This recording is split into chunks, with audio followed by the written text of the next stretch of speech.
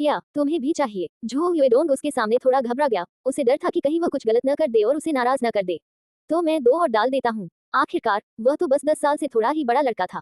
भले ही वह मन ही मन महिलाओं को नापसंद करता हो, फिर भी डर ही उसकी भावनाओं पर हावी था। झो युएडोंग बेहद आकर्षक था, उसके चेहरे की बनावट तीखी और उभरी हुई थी। उसकी आंखें याओ याओ की तरह बड़ी थी, लेकिन उसकी भौहें अधिक नुकीली थीं। हालांकि इस समय उसकी भौहें एक असहाय, परित्यक्त पिल्ले की तरह झुकी हुई थी, दयनीय और खोया हुआ सा। सीनियान ने आह भरी, इसे खाने का ये सही तरीका नहीं है। चलो, मैं तुम्हें दिखाती हूँ। उसने चूल्हे की आग पर एक नजर डाली, फिर कोने से कुछ बड़े शकरकंद उठाए और उन्हें उसमें डाल दिया। बर्तन में रखे हुए आलू लगभग पक चुके थे, इसलिए उसने उन्हें निकाल लिया।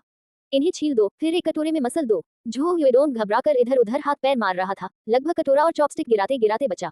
उसने सावधानी से उसके चेहरे के भाव देखे, लेकिन जब उसने देखा कि वह उस पर ध्यान नहीं दे रही है, तो उसका चेहरा शर्म से लाल हो गया और वह शकरकंद छीलने लगा।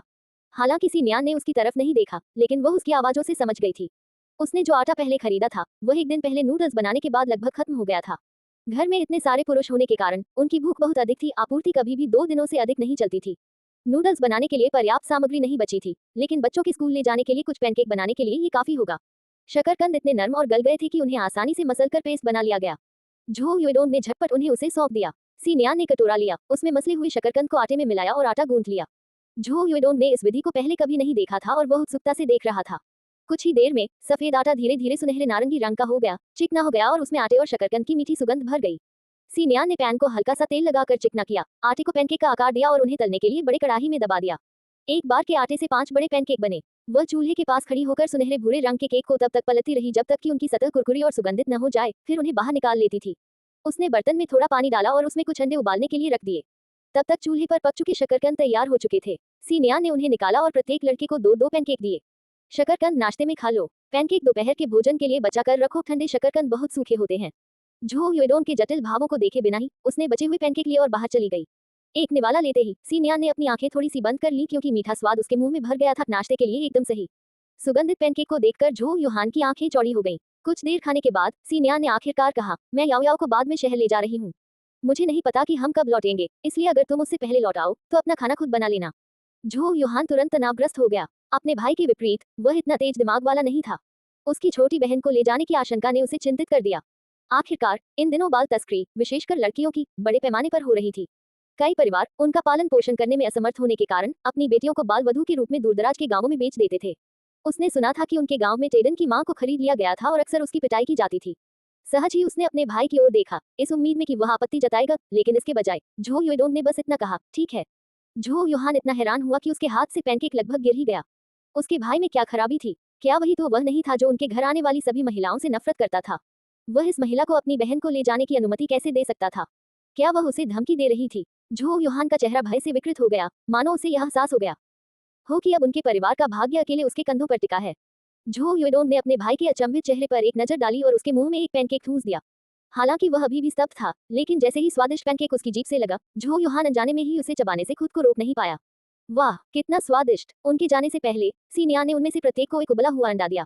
याओ याओ को नहलाने और उसे खाना खिलाने के बाद सीनियान ने अपना सामान पैक किया और शहर जाने वाली बस में सवार हो गई। याओ याओ ने इससे पहले शायद ही कभी किसी वाहन में सफर किया था, इसलिए वह रोमांचित थी। पूरे रास्ते उत्साह से बड़बड़ाती रही, उसकी बड़ी बड़ी खूबसूरत आंखें जिज्ञासा से चौड़ी हो गई थी। सड़क ऊबड़ खाबड़ और कच्ची थी, जिससे सीनियान को नींद आने लगी, लेकिन नन्ही बच्ची पूरी तरह से जागती रही। वह रोई नहीं और पूरी यात्रा के दौरान आज्ञाकारी होकर सीनियान की गोद में बैठी रही। पास के यात्री उसकी अच्छी तरह से देखभाल करने की प्रशंसा किए बिना नहीं रह सके। सीनियान मुस्कुराए और याओ याओ के कोमल छोटे गाल पर चुंबन किया। जब वे शहर के स्टेशन पर पहुंचे तो उसने बच्ची का हाथ पकड़ा और बस से उतर गई। उसका सी परिवार से मिलने का कोई इरादा नहीं था, इसलिए वह सीधे रेडियो स्टेशन की ओर चल पड़ी। जैसे ही वह याओ याओ के साथ अंदर आई, उसके पीछे से एक चिड़चिड़ी आवाज सुनाई दी, सीनियान, तुम यहाँ क्या कर रही हो? मुड़कर देखने पर सीनियान ने लगभग 18 या 19 साल की एक लड़की को देखा, जिसने ऑफिस के कपड़े पहने हुए थे, उसके बाल छोटे कटे हुए थे और उसके चेहरे पर भारी मेकअप था। जब लड़की ने पुष्टि की कि यह सचमुच वही है, तो उसकी आंखों में तिरस्कार का भाव भर आया। क्या तुम्हें इसी परिवार से निकाल कर गाँव नहीं भेज दिया गया था? कठिन जीवन सहन नहीं कर पाए, इसलिए वापस लौट आई। उसके लहजे में दूसरों की पीड़ा पर प्रसन्नता झलक रही थी। सीनियान ने अपनी यादों को खंगाला और आखिरकार उसे पहचान लिया। ये फुकियान कियान थी, उस सैन्य अधिकारी की छोटी बहन जिससे कभी उसकी सगाई हुई थी। वे दोनों एक ही उम्र की थीं और उनकी आपस में कभी नहीं बनी। इसका एक सीधा सा कारण था, एक ही परिसर में पली बड़ी होने के कारण सीनियान हमेशा से अधिक सुंदर और बुद्धिमान थी, जबकि फुकियान कियान एक उच्च पदस्थ अधिकारी की बेटी होने के बावजूद हमेशा उससे कमतर साबित होती थी। समय बीतने के साथ साथ असंतोष बढ़ता गया, विशेषकर जब सीनियान की सगाई उसके भाई से हो गई। तब से फुकियान कियान गुस्से से उबल रही थी। दोनों ने केवल हाई स्कूल तक ही पढ़ाई पूरी की थी। सीनियान ने एक धनी परिवार में शादी की तैयारी के लिए आगे की पढ़ाई छोड़ दी थी, जबकि फू कियान पढ़ना ही नहीं चाहती थी। जब रेडियो स्टेशन ने उद्घोषकों के लिए ऑडिशन आयोजित किए तो उन दोनों ने आवेदन किया था। सीनियान को मेजबान की नौकरी मिल गई, जबकि फू कियान को मंच के पीछे का काम सौंप दिया गया। दोनों के बीच कड़वाहट और भी बढ़ गई थी। शादी होने से बहुत पहले ही वे एक दूसरे के कट्टर दुश्मन बन चुके थे। अब जब फू कियान को पता चला कि सीनियान वास्तव में एक ग्रामीण लड़की है और सी परिवार की असली सदस्य भी नहीं है, तो वह बेहद खुश हुई। लेकिन सीनियान को इसकी जरा भी परवाह नहीं थी। अब उसका उस परिवार से कोई संबंध नहीं था। उसे पहले की तरह फू कियान के ताने सहने की कोई जरूरत नहीं थी। उसने तिरस्कार भरी नजर से देखते हुए जाने के लिए मुड़ गई। फू कियान ने अनदेखा करते हुए कहा, वहीं रुक जाओ। वह सीनियान के पीछे भागी और उसका रास्ता रोकते हुए बोली, मैं तुमसे बात कर रही हूँ। क्या तुम बहरी हो? सीनियान रुक गई और अपनी भौहें चढ़ाकर उस लड़की को घूरने लगी जो उससे आधे से छोटी थी।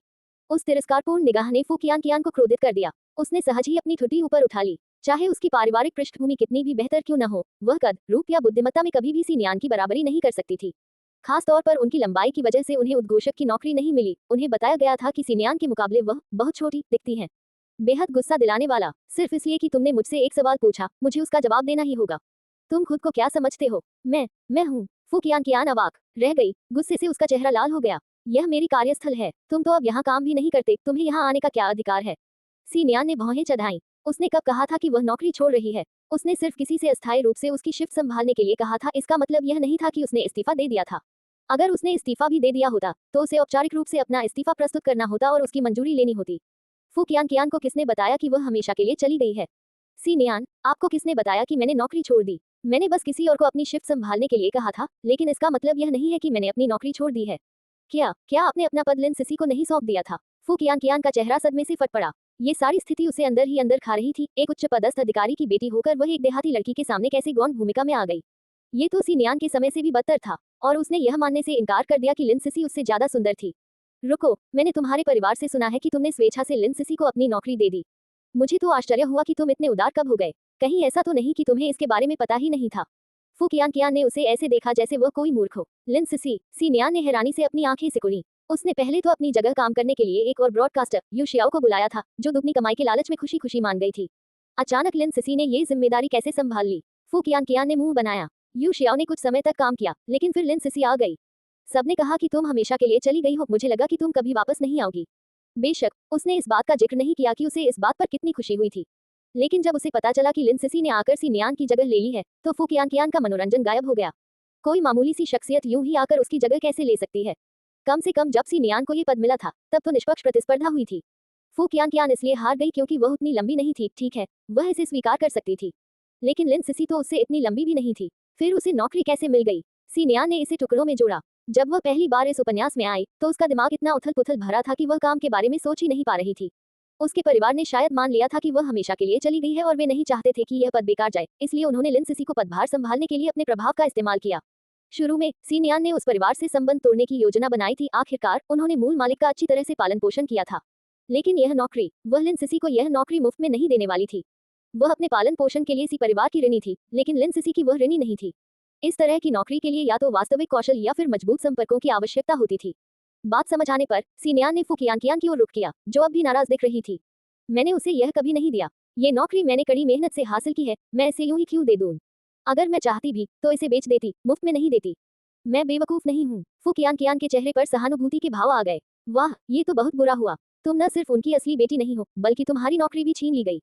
फिर भी तुम लिन सिसी से कहीं बेहतर हो। कम से कम तुमने ईमानदारी से नौकरी पाई है। मेरी तरह कोई पारिवारिक संबंध नहीं, सिर्फ अपनी प्रतिभा के दम पर। उसकी तुलना में मैं तुम्हें सम्मान देती हूँ। ये सोचकर कि लिन सिसी ने गुप्त सौदों के जरिए पद हासिल किया है, फू कियान का खून खौल उठा। एक उच्च पदस्थ अधिकारी की बेटी होने के बावजूद उसने कभी अपने संपर्कों का इस्तेमाल करने की हिम्मत नहीं की थी। लिन सिसी को यह अधिकार किसने दिया? लिन सिसी के प्रति उसकी नापसंदगी बढ़ती गई, और यहाँ तक कि सीनियान, जिसे वह पहले कभी पसंद नहीं करती थी, भी अचानक सहनीय लगने लगी। उसकी मंदारिन भाषा भी उतनी अच्छी नहीं है। प्रसारण तो तुम्हारे प्रसारण से कहीं ज्यादा खराब लगते हैं। लिन सिसी बिल्कुल नौसिखिया थी, उसे पहले कोई अनुभव नहीं था।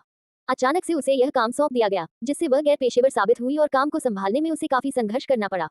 सीनियान के होंठ फड़कने लगे। फू कियान की अंतहीन शिकायतों को सुनकर उसे एहसास हुआ कि यह कोई टकराव नहीं था, बल्कि लिन सिसी के बारे में भड़ास निकालने का एक मौका था। जैसे कि मामले को और भड़काने के लिए फू कियान ने कहा, चलो उसे ढूंढते हैं। सिस्टर चेन अभी उससे बात कर रही हैं। वह सीनियान को घसीटकर प्रसारण कक्ष में ले गई, जहां सिस्टर चेन एक युवती से सख्ती से बात कर रही थी। उस बुजुर्ग महिला का चेहरा गंभीर था, उनकी नाराजगी स्पष्ट थी। सिस्ट चेन एक अनुभवी प्रसारक थी जिन्होंने मूल मालिक को प्रशिक्षित किया था। प्रत्येक नए कर्मचारी को उनके कठोर मूल्यांकन से गुजरना पड़ता था, यहाँ तक कि मूल मालिक को भी कई बार फटकार मिली थी। कार्यस्थल पर हर कोई उससे डरता था। बहन चेन, देखो कौन आया है। फू कियान कियान की तेज आवाज ने दोनों महिलाओं का ध्यान आकर्षित किया। लिन सिसी मुड़ी और सीनियान की पैनी निगाहों को देखकर वहीं जम गई। सीनियान, तुम यहाँ क्या कर रही हो? सिस्ट चेन का चेहरा गुस्से से लाल हो गया। सीनियान उनकी सबसे होनहार प्रशिक्षु थी, लेकिन फिर वह अचानक गायब हो गई और बिना किसी स्पष्ट कारण के अपना काम एक अयोग्य नवागंतुक को सौंप दिया। अतिरिक्त कार्यभार से सिस्ट चेन बेहद नाराज थी। अब सीनियान को देखकर उसकी शुरुआती हैरानी जल्दी ही झुंझलाहट में बदल गई। सीनियान की निगाहें कुछ पल के लिए लिन सिसी पर टिकी, फिर लाल फ्रेम वाले चश्मे और प्रोफेशनल सूट पहने अधेड़ उम्र की महिला पर टिक गईं। बहन चेन, मैं अपना काम फिर से शुरू करने आई हूँ। लिन सिसी का चेहरा पीला पड़ गया, उसकी आंखों में घबराहट झलक रही थी। सिस्ट चेन की भौहें तन गईं। क्या आपने अपना पद लिन सिसी को हस्तांतरित नहीं कर दिया था? उनकी निगाहें दोनों के बीच घूम रही थी। जी हाँ, बहन नियान, लिन सिसी ने जल्दी से बीच में टोकते हुए शब्दों पर जोर देते हुए कहा। माँ और पिताजी ने कहा कि आप गांव में चली गई हैं और आपके लिए आना जाना मुश्किल होगा, इसलिए उन्होंने मुझसे आपकी जगह काम संभालने के लिए कहा है। उसने मम्मी और पापा पर जोर दिया, मानो वह सीनियान पर दबाव डालने के लिए उनके अधिकार का इस्तेमाल कर रही हो। उपन्यास में मूल मालकिन अपनी दुखद नियति से इतनी ग्रस्त हो गई थी कि वह कभी इस नौकरी पर वापस नहीं लौटी। उसकी शादी एक बड़े उम्र के व्यक्ति से कर दी गई थी और उसे उसके बच्चों को पालने के लिए मजबूर किया गया था। वह अपने सहकर्मियों का सामना करने में बहुत शर्म महसूस करती थी। उसे डर था कि उसकी पृष्ठभूमि को लेकर उसका मजाक उड़ाया जाएगा। उसे तो ये भी नहीं पता था कि लिन सिसी ने उसकी जगह ले ली है। सीनियान ने उसे हैरानी भरी नजरों से देखा। तुम क्या कह रही हो? मैंने कब कहा कि मैं काम नहीं कर सकती? मैंने तो बस एक अस्थायी प्रतिस्थापन मांगा था। बहन चेन ये जानती हैं। अगर मैंने नौकरी छोड़ दी होती तो क्या मैंने उन्हें खुद नहीं बताया होता? नहीं बहन नियान, मम्मी पापा नहीं चाहते थे कि तुम ज्यादा काम करो, इसलिए उन्होंने मुझे मदद के लिए भेजा है। उन्होंने कहा कि जब तुम वापस आओगी तो वे समझा देंगे। मेरी अभी अभी ड्यूटी खत्म हुई है, क्या मैं तुम्हें घर छोड़ दूं ताकि वे बात साफ कर सकें? सीनियान लगभग हंस पड़ी। लिन सिसी बार बार माँ और पिताजी का नाम लेती रही, मानो मना करने से वही कृतघ्न बेटी साबित हो जाएगी। उस युग में माता पिता के प्रति श्रद्धा को पवित्र माना जाता था। भावनात्मक ब्लैकमेल का ये कितना शानदार उदाहरण था। कोई जरूरत नहीं, सीनियान ने साफ इनकार कर दिया और हैरानी जताते हुए कहा, मैंने ये नौकरी अपनी मेहनत और निष्पक्ष प्रतिस्पर्धा से हासिल की है। इसका मेरे माता पिता से कोई लेना देना नहीं है। उन्हें हर बात में घसीटने की कोई जरूरत नहीं है। हम बच्चे नहीं हैं जिन्हें अपने माता पिता के फैसलों की जरूरत हो। मुझे बस इतना पता है कि मैंने कभी भी अपनी नौकरी किसी और को नहीं सौंपी है। इतना कहकर उसने लिन सिसी के उदास चेहरे को अनदेखा किया और हैरान दिख रही सिस्ट चेन की ओर मुड़ी। सिस्ट चेन, आप जानती हैं कि मैं गैर जिम्मेदाराना हरकतें करने वाली इंसान नहीं हूँ। अगर मैं अपना काम किसी और को सौंपती भी हूँ तो सिर्फ किसी योग्य व्यक्ति को ही सौंपूंगी, किसी भी बाहरी व्यक्ति को नहीं। इसके अलावा तबादले के लिए मेरे हस्ताक्षर जरूरी हैं। मैं यहाँ कभी किसी चीज पर हस्ताक्षर करने नहीं आई, तो फिर वह उसे कैसे दिया जा सकता है? मुझे कुछ भी समझ नहीं आ रहा है कि क्या हो रहा है, और नहीं मुझे ये समझ आ रहा है कि यूनिट मेरी सहमति के बिना मेरा काम किसी और को कैसे सौंप सकती है। बिल्कुल नहीं, सिस्ट चेन ने तुरंत इनकार किया। हमारी इकाई में योग्यता को सर्वोपरि महत्व दिया जाता है। जो लोग जान पहचान के बल पर काम करते हैं लेकिन उनमें योग्यता की कमी होती है, वे ज्यादा दिन नहीं टिकते। उनके शब्द स्पष्ट रूप से लिन सिसी की अक्षमता पर कटाक्ष थे। सिस्ट चेन पहले से ही इस बात से बेहद नाराज थी कि सीनियान ने बिना किसी वजह के उनकी नौकरी एक अयोग्य बाहरी व्यक्ति को सौंप दी थी। अब उन्हें एहसास हुआ कि यह काम दूसरे सबसे घृणित तरीके, जान पहचान के जरिए सीनियान की जानकारी के बिना किया गया था। अपनी कड़ी मेहनत और लगन से सफलता की सीढ़ियां चढ़ने वाली सिस्ट चेन ने कई अयोग्य लोगों को जान पहचान के बल पर पदों पर आसीन होते देखा था, लेकिन इस स्तर की दृष्टता उन्होंने पहली बार देखी थी। क्या यह उन बदमाशों जैसा नहीं था जिन्होंने विश्वविद्यालय में दाखिला पाने के लिए दूसरों की शैक्षणिक उपलब्धियों को चुरा लिया था? उसने लिन सिसी को घूर कर देखा। लिन सिसी की सांस अटक गई। उसने बड़ी मुश्किल से खुद को संभाला। आसपास मौजूद लोगों की संदेह भरी निगाहों के बीच उसने अपना सिर नीचे झुका लिया और होंठ दबाकर मासूमियत का नाटक किया। बहन सीनियान, मुझे सच में कुछ नहीं पता था। मैं तो बस अपने माता पिता के निर्देशों का पालन कर रही थी। उन्होंने ही मुझे आने को कहा था। वह खुद को पीड़ित दिखाने में माहिर थी। सीनियान जानती थी कि उसके दत्तक माता पिता सामाजिक प्रतिष्ठा को लेकर कुछ हद तक सचेत थे, लेकिन वे इतनी हद तक नहीं जाते। अगर लिन सिसी ने पर्दे के पीछे साजिश न रची होती तो वह अपनी टोपी खा जाती। ठंडी हंसी के साथ सीनियान ने जवाब दिया, आप सही कह रहे हैं। उन्हें बस इस बात की चिंता थी कि मैं काम पर वापस नहीं आ पाऊंगी, लेकिन अब जब मैं वापस आ गई हूँ तो आपको चिंता करने की कोई जरूरत नहीं है। आप जा सकते हैं। लिन सिसी, तो क्या पिछले कुछ दिनों में उसकी सारी मेहनत और कष्ट व्यर्थ हो गए? लिन सिसी इतनी गुस्से में थी कि मानो उसके सिर से धुआं निकल रहा हो। उसकी बात अनसुनी करते हुए सीनियान बहन चेन की ओर मुड़ी। दरअसल मेरे माता पिता की चिंताएं पूरी तरह निराधार नहीं थीं। अब जब मैं गांव में रह रही हूँ तो काम पर आना जाना असुविधाजनक होगा, लेकिन मैं इस मामले को टालकर आपको कोई परेशानी नहीं देना चाहती थी, इसलिए मैं आज इसे सुझाने आई हूँ। सिस्ट चेन ने सिर हिलाया। वह सीनियान की स्थिति से अवगत थी। बच्चे को गोद में लिए होने के बावजूद भी उसे इतना विचारशील देखकर उनका दिल थोड़ा नर्म पड़ गया। उन्होंने आह भरी, तुम क्या करने की योजना बना रही हो? किसी अयोग्य बाहरी व्यक्ति को अनिश्चित काल के लिए मेरी जगह लेने देना न केवल आपके लिए परेशानी का सबब है, बल्कि यह मुझे भी ठीक नहीं लगता। इन शब्दों को सुनकर लिन सिसी का चेहरा पीला पड़ गया, लेकिन ये इसी परिवार का मामला नहीं था। यहाँ उसकी कोई चलती नहीं थी। फिर सीनियान ने आगे कहा, इसलिए मैंने ये पद बेचने का फैसला किया है, हमारी यूनिट के किसी योग्य व्यक्ति को। मुझे विश्वास है कि जो लोग इसके लिए उचित कीमत चुकाने को तैयार होंगे वे इस काम को गंभीरता से लेंगे। जैसे ही उसने ये कहा, फू कियान, जो इस पूरे घटनाक्रम को देख रही थी, एकदम चौकन्नी हो गई और अपने पूरे चेहरे के भावों से मानो चिल्ला उठी, मुझे बेच दो। उसका सपना हमेशा से ब्रॉडकास्ट होस्ट बनने का था। अब वह सपना उसके ठीक सामने था, उसकी पहुंच में था। वह घबरा कर सिनियान को घूर रही थी और अचानक उसे अपने पिछले सभी झगड़ों पर पछतावा होने लगा। काश अगर वह उसके साथ थोड़ा और अच्छा व्यवहार करती तो शायद सिनियान उसे सीधे ही नौकरी दे देती।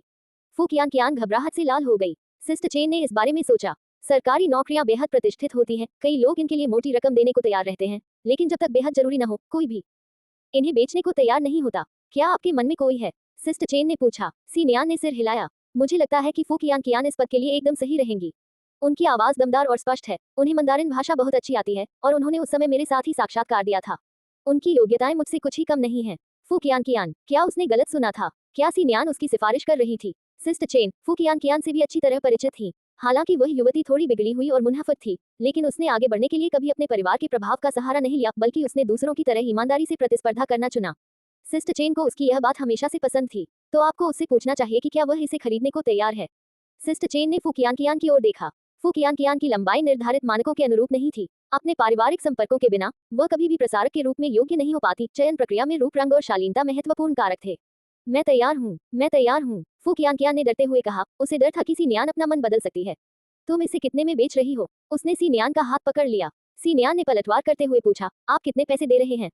क्या आप 2000 लेंगे? भोली और धनी फू कियान ने बिना किसी झिझक के कहा। यह एक सुनहरा अवसर था, लेकिन सिनियान को पता चल गया था कि उनके बीच अतीत में हुए टकराव के बावजूद फू कियान एक बुरी इंसान नहीं थी।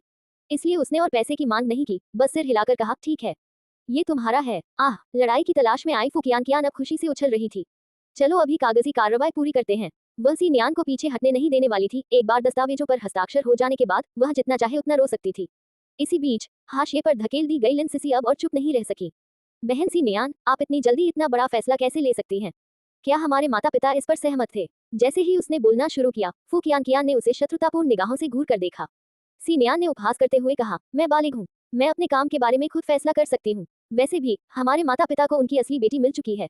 मुझे पालने पोसने में उन्होंने जितने साल दिए, उसका एहसान चुकाने के लिए मैंने ग्रामीण विवाह में आपकी जगह ली और आपकी सारी गड़बड़ियां ठीक की। अब मुझे उनका कोई एहसान नहीं मानना है। चूंकि वे अब मेरे माता पिता नहीं है, इसलिए उन्हें मेरे फैसलों में दखल देने का कोई अधिकार नहीं है।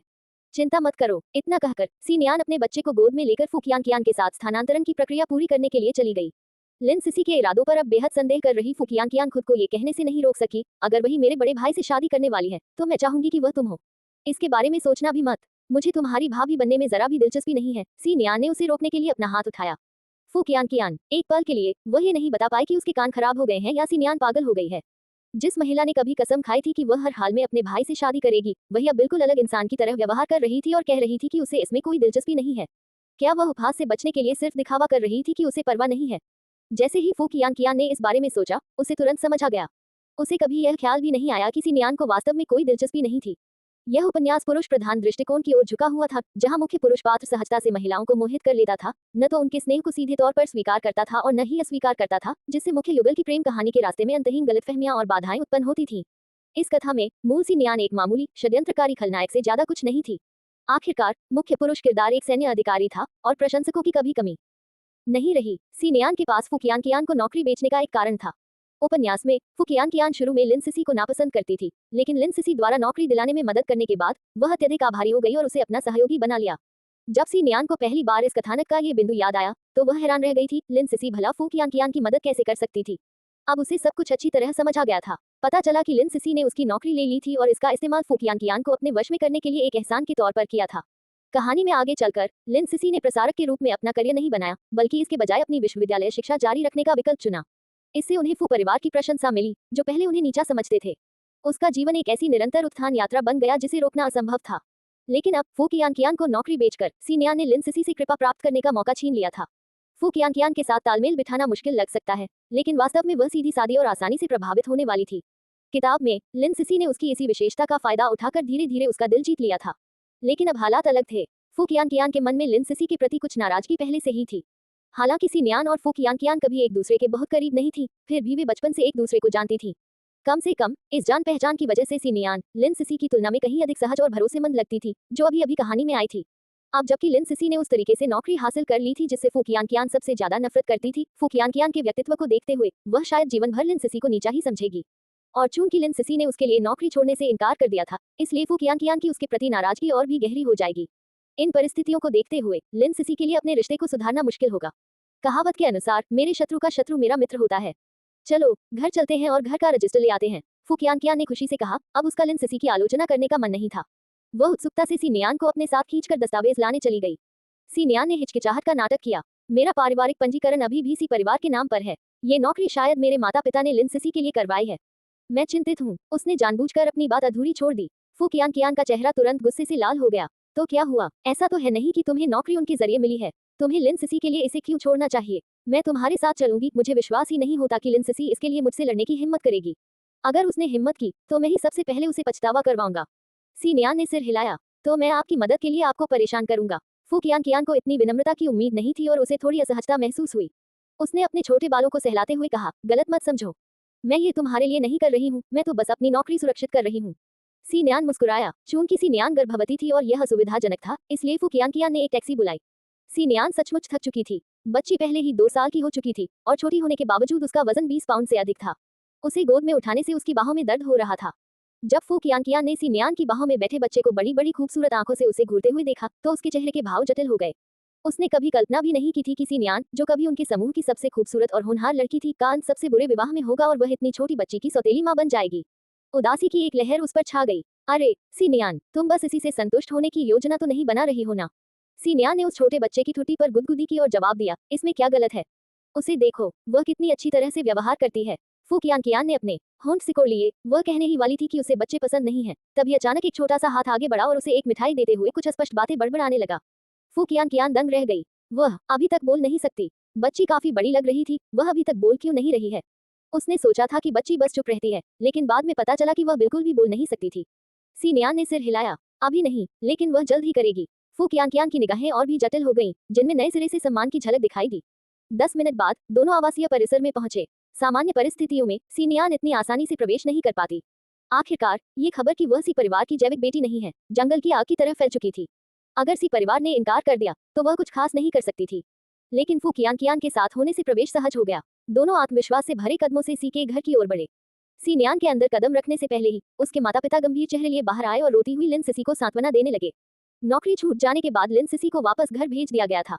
अब वह रेडियो स्टेशन पर अपने साथ हुए अन्यायपूर्ण व्यवहार के बारे में रो रही थी और दावा कर रही थी कि सी नियान ने उसके माता पिता के स्नेह को चुराने के बदले में द्वेषवश उसे नुकसान पहुंचाया था। ये सुनकर सी के पिता और सी की माता क्रोधित हो गए। उन्हें विश्वास ही नहीं हो रहा था कि जिस बेटी को उन्होंने इतनी देखभाल और मेहनत से पाला पोसा था, वह इतनी दुष्ट हो सकती है। उन्होंने उससे कृतज्ञता की भी उम्मीद नहीं की थी, लेकिन ये सोचकर हैरानी होती है कि उसने जाते समय सहमति का नाटक किया, जिससे उन्हें अपराधबोध हुआ और फिर चुपके से अपनी असली बेटी को दबाने और उसे शहर में स्थापित होने से रोकने के लिए छलपूर्ण तरीकों का इस्तेमाल किया। ये बेहद घृणित था। वे लिन सिसी को सी नियान का सामना कराने के लिए ले ही जा रहे थे कि तभी वह उनके दरवाजे पर आ पहुंची। लिन सिसी को सी नियान की वापसी की उम्मीद थी। नौकरी का तबादला करने के लिए उसे घरेलू रजिस्टर की जरूरत थी, लेकिन उसे कभी उम्मीद नहीं थी कि सी नियान फू कियान को भी साथ लाएगी। उन दोनों को देखते ही वह जम सी गई। सचमुच, जब सी के पिता और सी की माता ने फू कियान को देखा तो उनके चेहरे से गुस्सा तुरंत गायब हो गया।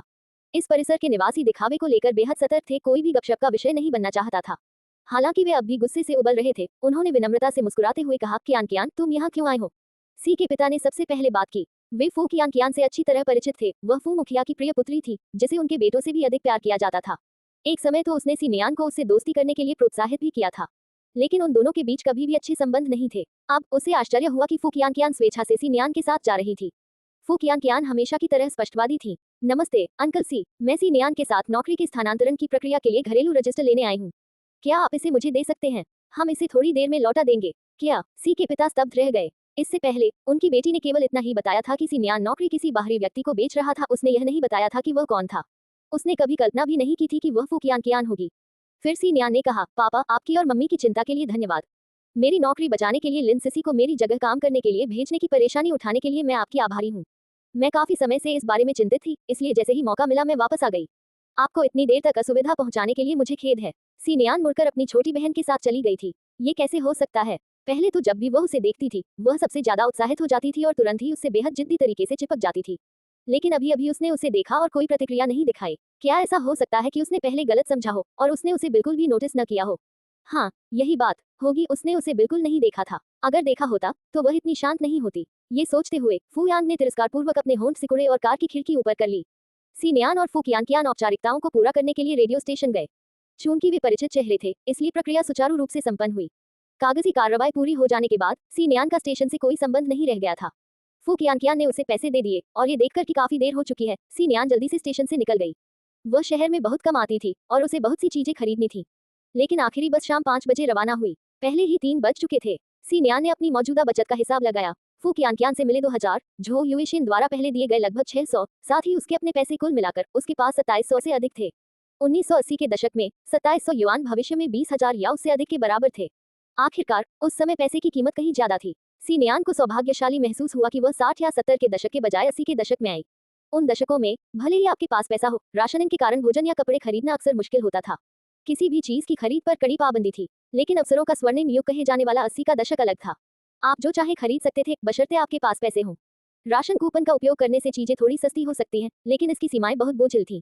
लोगों ने गुणवत्ता को प्राथमिकता देना शुरू कर दिया था। सी नियान याओ याओ को डिपार्टमेंट स्टोर में ले गया। याओ याओ पहली बार ऐसी जगह पर आई थी और उसकी बड़ी बड़ी चमकदार आंखें उत्सुकता से चारों ओर घूम रही थी, दुनिया को देखकर आश्चर्य से भरी हुई थी। सबसे पहले सी नियान बच्ची को बच्चों के कपड़ों के सेक्शन में ले गई, जिसका इरादा उसके लिए कुछ नए कपड़े खरीदने का था। गर्मी की भीषण तपिश में भी बच्चा मोटे सूती कपड़ों में लिपटा हुआ था, जिन्हें धोना मुश्किल होता है और जो जल्दी गंदे हो जाते हैं। ग्रामीण क्षेत्रों में माता पिता अपने बच्चों को साल भर कई परतों वाले कपड़ों में लपेट कर रखते थे, इस डर से कि कहीं उन्हें ठंड न लग जाए। याओ याओ के पास बदलने के लिए केवल 2 बाहरी वस्त्र थे और उनमें से कुछ पहले से ही इतने गंदे हो चुके थे कि उन्हें साफ करना असंभव था। खुद को परेशानी से बचाने के लिए सी नियान ने अपने लिए कुछ हल्के गर्मियों के कपड़े खरीदने का फैसला किया। उस दौर में बहुत से लोग अपने बच्चों पर खर्च करने को तैयार थे। एक साधारण बच्चे की टी शर्ट की कीमत 4 या 5 युआन होती थी, जबकि महंगी टी शर्ट 10, 20 या 30 युआन तक में बिकती थी। चाहे कोई भी दशक हो, हमेशा ऐसे लोग रहे हैं जिनके पास खर्च करने के लिए बहुत पैसा होता है, यहाँ तक कि सबसे महंगी चीजें भी बिक जाती थी। सी नियान की किस्मत अच्छी थी, दुकान में एक ऑफर चल रहा था, एक खरीदो एक मुफ्त पाओ। उसने 2 फूलों वाली टी शर्ट, 2 पैंट और बच्चों के स्नीकर्स की एक जोड़ी चुनी और कुल मिलाकर केवल 15 युआन खर्च किए। उसने झो युएडोंग और झो युएहान के लिए भी कपड़े खरीदने पर विचार किया था, खासकर इसलिए क्योंकि झो युएशिन ने उसे एक बड़ी रकम दी थी। लेकिन उनके साइज का पता न होने के कारण वह हिचकिचाई, उसे लगा कि कहीं फिटिंग ठीक न हो। उसने बाद में आने का फैसला किया। भले ही वह कपड़े नहीं खरीद सकती थी, लेकिन खरीदने के लिए और भी चीजें थी।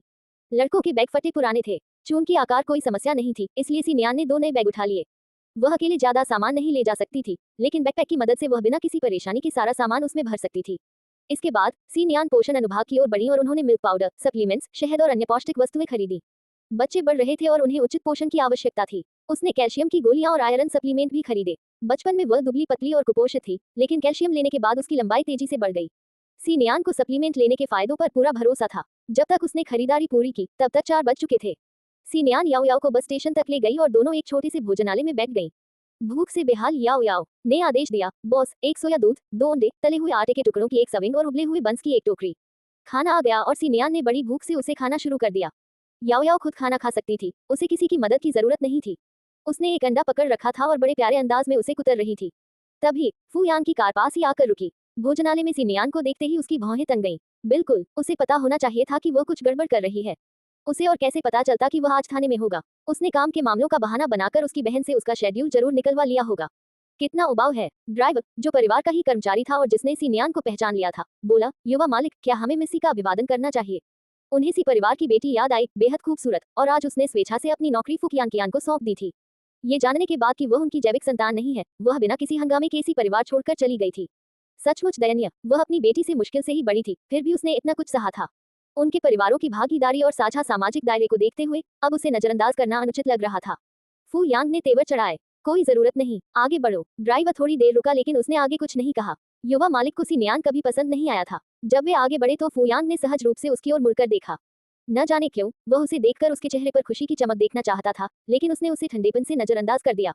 शायद यह उस व्यक्ति की तुच्छ संतुष्टि थी जिसे एक महिला की भावनाओं के साथ खिलवाड़ करने में आनंद आता था। उसकी पहले की उदासीनता ने उसे नाराज कर दिया था। हालांकि उसने खुद को समझाया था कि शायद उसने उसे नहीं देखा होगा, लेकिन उसके अंतर्मन में कहीं ये बात गूंज रही थी कि उसने उसे देखा होगा। फिर भी वह निराश था। सी नियान खाने में इतनी मग्न थी कि उसने एक नजर भी नहीं डाली।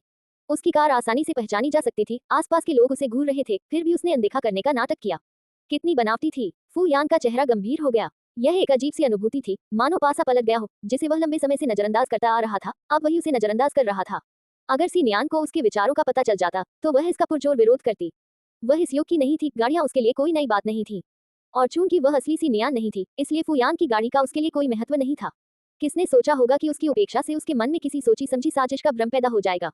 ठंडी मुस्कान के साथ फू यांग मुंह फेरकर जोर से बोला। ये स्पष्ट नहीं था कि वह खुद से कह रहा था या ड्राइवर से। अब से अगर तुम उसे देखो तो रुकना मत, ऐसा व्यवहार करो जैसे वह अदृश्य हो। ड्राइवर हिचकिचाया। युवक, शायद मिस्सी आपकी कार को पहचान नहीं पाई। फू यांग ने उपहास उड़ाते हुए कहा। असंभव। पहले तो वह इसे देखते ही सबसे जोर से चिल्लाती थी। चालक कुछ देर चुप रहा, फिर सावधानीपूर्वक जवाब देते हुए बोला। युवक, आपने खुद ही कहा था, वह तो पहले की बात है।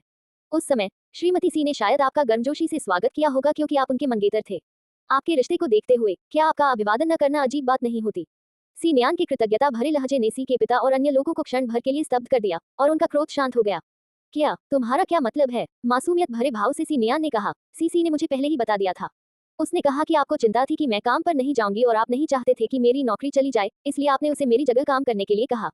मैं सचमुच भावुक हो गई, लेकिन चिंता मत करो, मैंने सब संभाल लिया है। अब से आपको परेशान होने की जरूरत नहीं है। मैंने ये नौकरी कियान को बेचने का फैसला कर लिया है। फू कियान ने सहमति में सिर हिलाया। जी हाँ, मैंने सी नियान से नौकरी खरीदने के लिए पहले ही सहमति दे दी है। अंकल सी, आपको चिंता करने की कोई जरूरत नहीं है। लिन सिसी के पिता असहज महसूस कर रहे थे, उनका गुस्सा अब अपराधबोध में बदल गया था।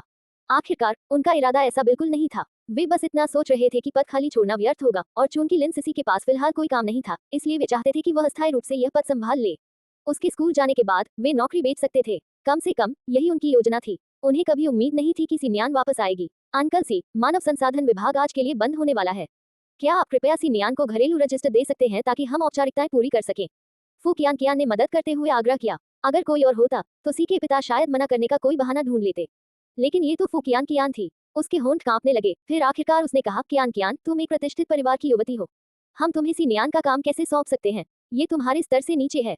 फू कियान को इस तरह का रवैया बिल्कुल पसंद नहीं था। चाहे वह कितनी भी मेहनत करती, लोग हमेशा उसके प्रयासों को उसी तिरस्कारपूर्ण लहजे में खारिज कर देते थे, जैसे कि उसे अवसर केवल उसकी सामाजिक स्थिति के कारण ही मिले हों। ये सुनकर उसने तुरंत जवाब दिया, अंकल सी, मुझे कम मत समझिए। अगर सिन्यान ये कर सकती है तो मैं भी कर सकती हूँ। इसमें मेरे लिए कुछ भी छोटा काम नहीं है। सी के पिता अवाक रह गए। यहाँ एक बुजुर्ग व्यक्ति को एक युवा लड़की द्वारा उपदेश दिया जा रहा था, फिर भी वह केवल मुस्कुराने और यह कहने में सक्षम था, हाँ, तुम सही हो, तुम सही हो। तो जल्दी कीजिए अंकल सी, मैंने इसके लिए छुट्टी ली है और मुझे जल्द वापस जाना है, फू कियान ने जोर देकर कहा। कोई चारा न होने और उसे नाराज करने की हिम्मत न करते हुए सी के पिता ने दांत पीसकर सिर हिलाया। ठीक है, मैं अभी तुम्हारे लिए ले आता हूँ। जैसे ही उन्हें घर का रजिस्टर मिल गया, सी नियान और फू कियान तुरंत वहां से चले गए। सी परिवार असहाय होकर देखता रह गया। उनके चेहरे पर उदासी छा गई। लिन सिसी इतनी क्रोधित हुई कि उसका चेहरा हरा पड़ गया। फू कियान जल्दी से घर जाकर अपना घरेलू रजिस्टर लेकर आए और फिर पैसे उधार लेने के लिए अपने बड़े भाई के अध्ययन कक्ष के दरवाजे पर दस्तक दी। भाई, मुझे 1000 युआन उधार दे दो, मैं अपनी तनख्वाह मिलते ही तुम्हें लौटा दूंगी, उसने उत्साह से कहा। फू यांग ने भौहें चढ़ाते हुए कहा, तुम्हें इतने पैसों की क्या जरूरत है? नौकरी खरीदने के लिए? तुम्हें पता नहीं था, सी नियान ने अपनी नौकरी छोड़ दी है और मुझे बेच रही है।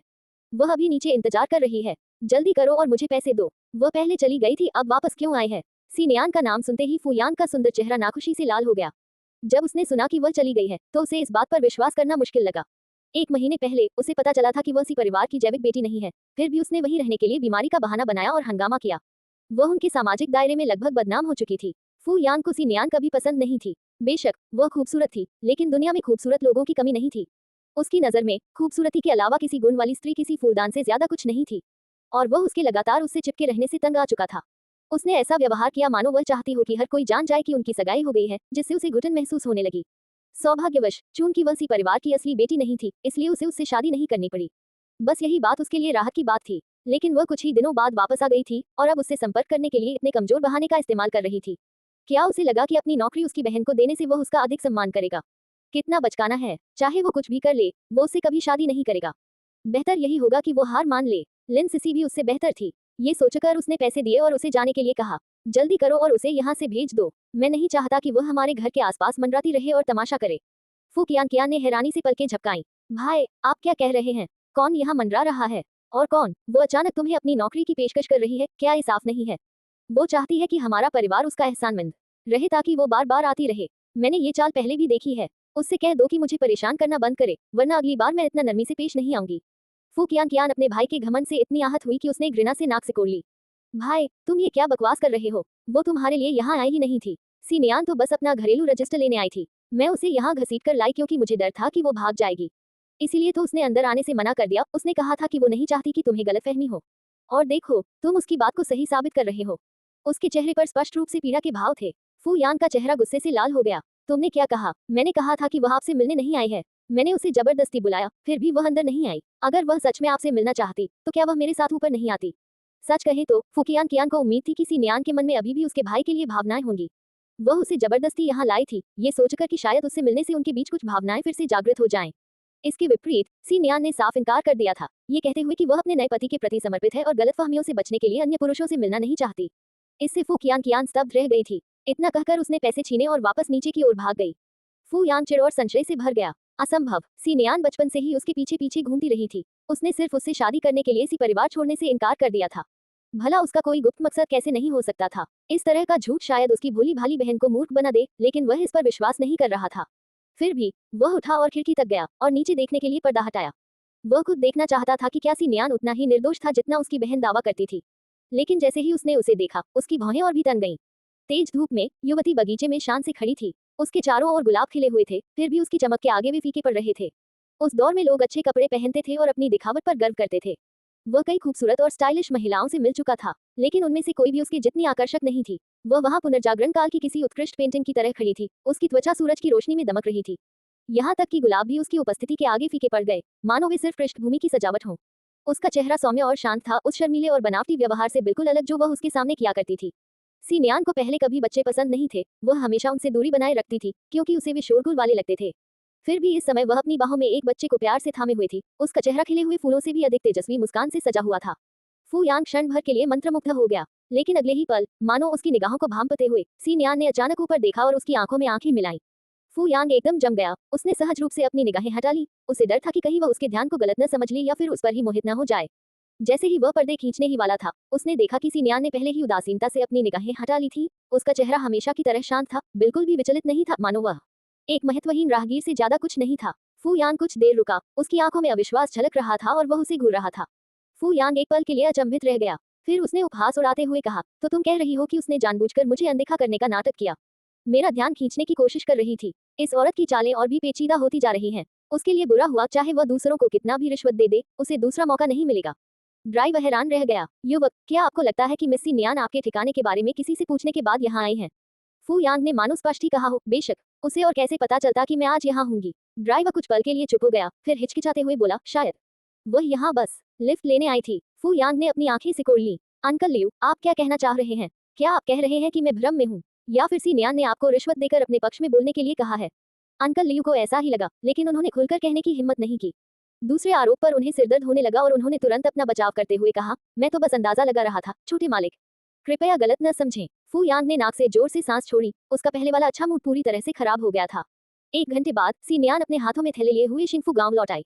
शाम के लगभग 6 बज रहे थे। ये वह समय था जब ग्रामीण खेतों में दिन भर काम करने के बाद घर लौटते थे। स्वाभाविक रूप से उनकी मुलाकात सी नियान से हुई। उसे इतनी सारी खरीदारी का सामान ले जाते देख कुछ लोग ईर्ष्या कर रहे थे, जबकि अन्य लोग नाराज थे। शहर में पली बड़ी उस युवती के बारे में पूरे गांव में खबर फैल चुकी थी, जो झो युएशिन से शादी करने के लिए ग्रामीण इलाके में आई थी। अब सी नियान को आगमन के तुरंत बाद इतनी तेजी से खर्च करते देख मितव्ययी ग्रामीण नाखुश हुए बिना नहीं रह सके।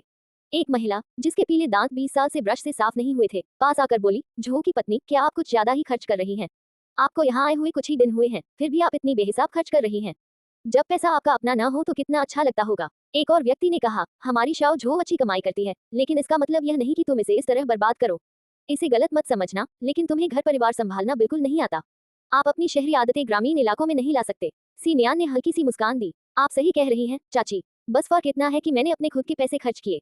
उस महिला को उसकी बात पर यकीन नहीं हुआ। तुम्हारी जैसी जवान लड़की के पास इतना पैसा? झूठ मत बोलो आंटी, कौन कहता है कि लड़कियों के पास पैसा नहीं हो सकता? मैंने हाई स्कूल पास किया और शहर में रेडियो ब्रॉडकास्टर के रूप में काम किया।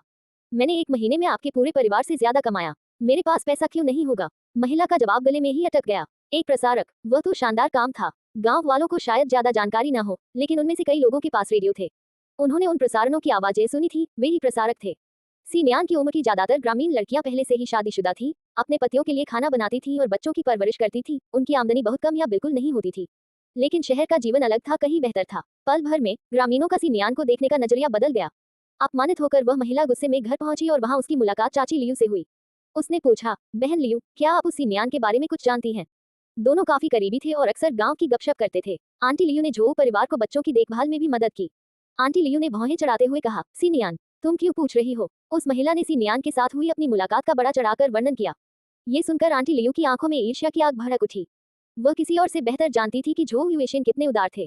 सीनियान यहाँ कई दिनों से बिना काम किए थी, वह खुद को ब्रॉडकास्टर कैसे कह सकती थी?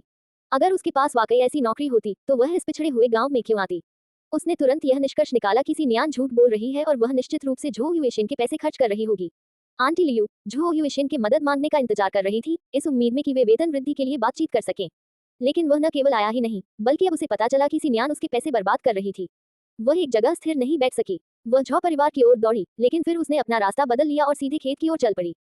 फू परिवार के निवास पर फू कियान एक धुन गुनगुनाते हुए प्रसन्न मन से घर लौटी। तभी उसकी मुलाकात अपने उदास बड़े भाई से हुई।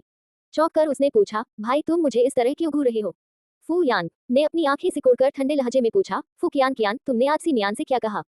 फू कियान ने पलकें झपकाईं। कुछ खास नहीं, कुछ नहीं। तुमने उसे यह नहीं बताया कि मैं स्टेशन पर होऊंगी? फू यान की आवाज गुस्से से भर उठी। मैंने तुम्हें कितनी बार कहा है कि मेरी लोकेशन किसी को मत बताना, खासकर सी परिवार को। क्या मेरी बातों का तुम्हारे लिए कोई मतलब नहीं है? भाई तुम क्या बात कर रहे हो? मैंने किसी को भी तुम्हारा शेड्यूल नहीं बताया। फू कियान इस निराधार आरोप पर बेहद क्रोधित हुई। फू यांग ने थोड़ा भौहें चढ़ाई। आज सीनियान से सिर्फ तुमने ही बात की थी। अगर तुम नहीं तो और कौन उसे बताता कि मैं स्टेशन पर हूँगा? फू कियान अपने भाई के अहंकार को देखकर दंग रह गई और उसे घूरने लगी। भाई तुम्हें सच में ऐसा तो नहीं लगता कि सीनियान थाने में तुम्हारा पीछा करने गई थी? फू यांग की आंखों के सामने अंधेरा छा गया। व्याख्या करना। फू कियान जोर से हंस पड़ी। भाई तुम तो बड़े घमंडी हो। वो स्टेशन इसलिए गई थी क्योंकि उसे घर जाना था। शहर में सिर्फ एक ही स्टेशन है, ऐसा तो है नहीं कि वो तुम्हारा है। अब तुम ठीक हो ना? उसने हाथ बढ़ाकर उसके माथे पर थपथपाया। बुखार तो नहीं है, तो फिर ये सब बकवास क्यों? फू यान का चेहरा गुस्से से लाल हो गया। उसके चेहरे के भाव देखकर फू कियान ने अपनी हंसी रोकते हुए गंभीरता से कहा, भाई शांत हो जाओ, मैंने सच में कुछ नहीं कहा। वैसे भी मुझे कैसे पता चलता कि तुम थाने जा रहे हो? तुमने मुझे बताया ही नहीं। वह तो बस घर जा रही थी। क्या उसने सच में वहां तुमसे झगड़ा किया या कुछ और? उसने जिज्ञासा से अपना सिर झुकाया। अगर नहीं तो वह इतना परेशान क्यों था? फू यान कुछ देर रुका, उसके चेहरे के भाव अजीब तरह से बदल गए। सीनियान ने वास्तव में उससे संपर्क नहीं किया था, वह बस वहीं मौजूद थी। अब जब उसने इस बारे में सोचा तो उसे यह अजीब लगा। अगर वह सचमुच उससे मिलने आई होती तो क्या वह इतनी शांत होती, यहाँ तक कि खाना खाने के लिए भी रुकती? यह महसूस करते हुए कि शायद उसने गलत समझा है, फूयान का चेहरा इस तरह बिगड़ गया मानो उसने कोई मक्खी निगल ली हो। जैसे ही सूरज क्षितिज के नीचे डूबा, सीनियान आखिरकार घर पहुंच गई। बाहर झो युएडोंग दरवाजे के पास एक छोटे से स्टूल पर बैठकर कपड़े धो रही थी। परिवार का कुत्ता दहुआन पास ही ऊँघ रहा था। जैसे ही सीनियान अंदर आई, दहुआन चौकन्ना हो गया और अपनी पूंछ हिलाने लगा, स्पष्ट रूप से भूखा था। उसे देखते ही झो युएडोंग जम गया, फिर झट से खड़ा हुआ और अपने हाथों को अपने कपड़ों से पोंछा। याओ याओ, जो दिन भर खेलती रही थी, अपने भाई को देखकर बहुत खुश हुई। उसने सीनियान का हाथ छोड़ा और लड़खड़ाते हुए उसकी ओर बढ़ी। झो युएडोंग ने अपनी छोटी बहन को बाहों में भर लिया। आह आह, याओ याओ ने अपनी कैंडी से लिपटी हुई कांटेदार टहनी उसके मुंह की ओर बढ़ा दी। हालांकि वह बोल नहीं सकती थी, लेकिन उसके चेहरे के भाव स्पष्ट रूप से कह रहे थे, ये स्वादिष्ट है, इसे चखो। झो युएडोंग ने उसे धीरे से दूर धकेल दिया। तुम इसे खा लो, याओ याओ, भाई को कुछ नहीं चाहिए। याओ याओ ने मीठे कैक्टस के टुकड़े को एक बार फिर चाटा, जो थोड़ा पिघलने लगा था, लेकिन उसने बड़े चाव से उसका आनंद लिया। उसकी खूबसूरत आंखें अर्धचंद्राकार हो गईं और उसका चेहरा संतुष्टि से दमक उठा। घर के अंदर कदम रखने से पहले सीनियान ने उस पर एक संक्षिप्त नजर डाली। अंदर झो युहान डेस्क पर झुका हुआ अपना होमवर्क कर रहा था। जब उसने उसे लौटते देखा तो वह तुरंत सीधा हो गया, लेकिन जब उसने देखा कि उसकी छोटी बहन उसके साथ नहीं है तो उसकी आंखें हैरानी से चौड़ी हो गईं। याओ याओ, याओ याओ कहाँ है? उसने घबराकर चीख मारी। बड़े भाई, भाई, याओ याओ चली गई। बड़े भाई, उसने बहन को बेच दिया। उसकी चीख अचानक रुक गई जब उसने झो युएडोंग को अपनी छोटी बहन का हाथ पकड़े हुए अंदर आते देखा। उसने बहन को बेच दिया, शब्द उसके गले में अटक गए। झो युएडोंग ने अपने छोटे भाई पर एक नजर डाली। सीनियान ने भौहें उठाकर झो युहान की ओर देखा। मैंने तुम्हारी बहन के साथ क्या किया है? झो युहान कांप उठा और जल्दी से अपना सिर नीचे करते हुए हकलाते हुए बोला, कुछ नहीं। इधर आओ, सीनियान ने धीरे से कहा। झो युहान की आंखें लाल हो गईं, उसके छोटे छोटे पैर बेकाबू होकर कांपने लगे।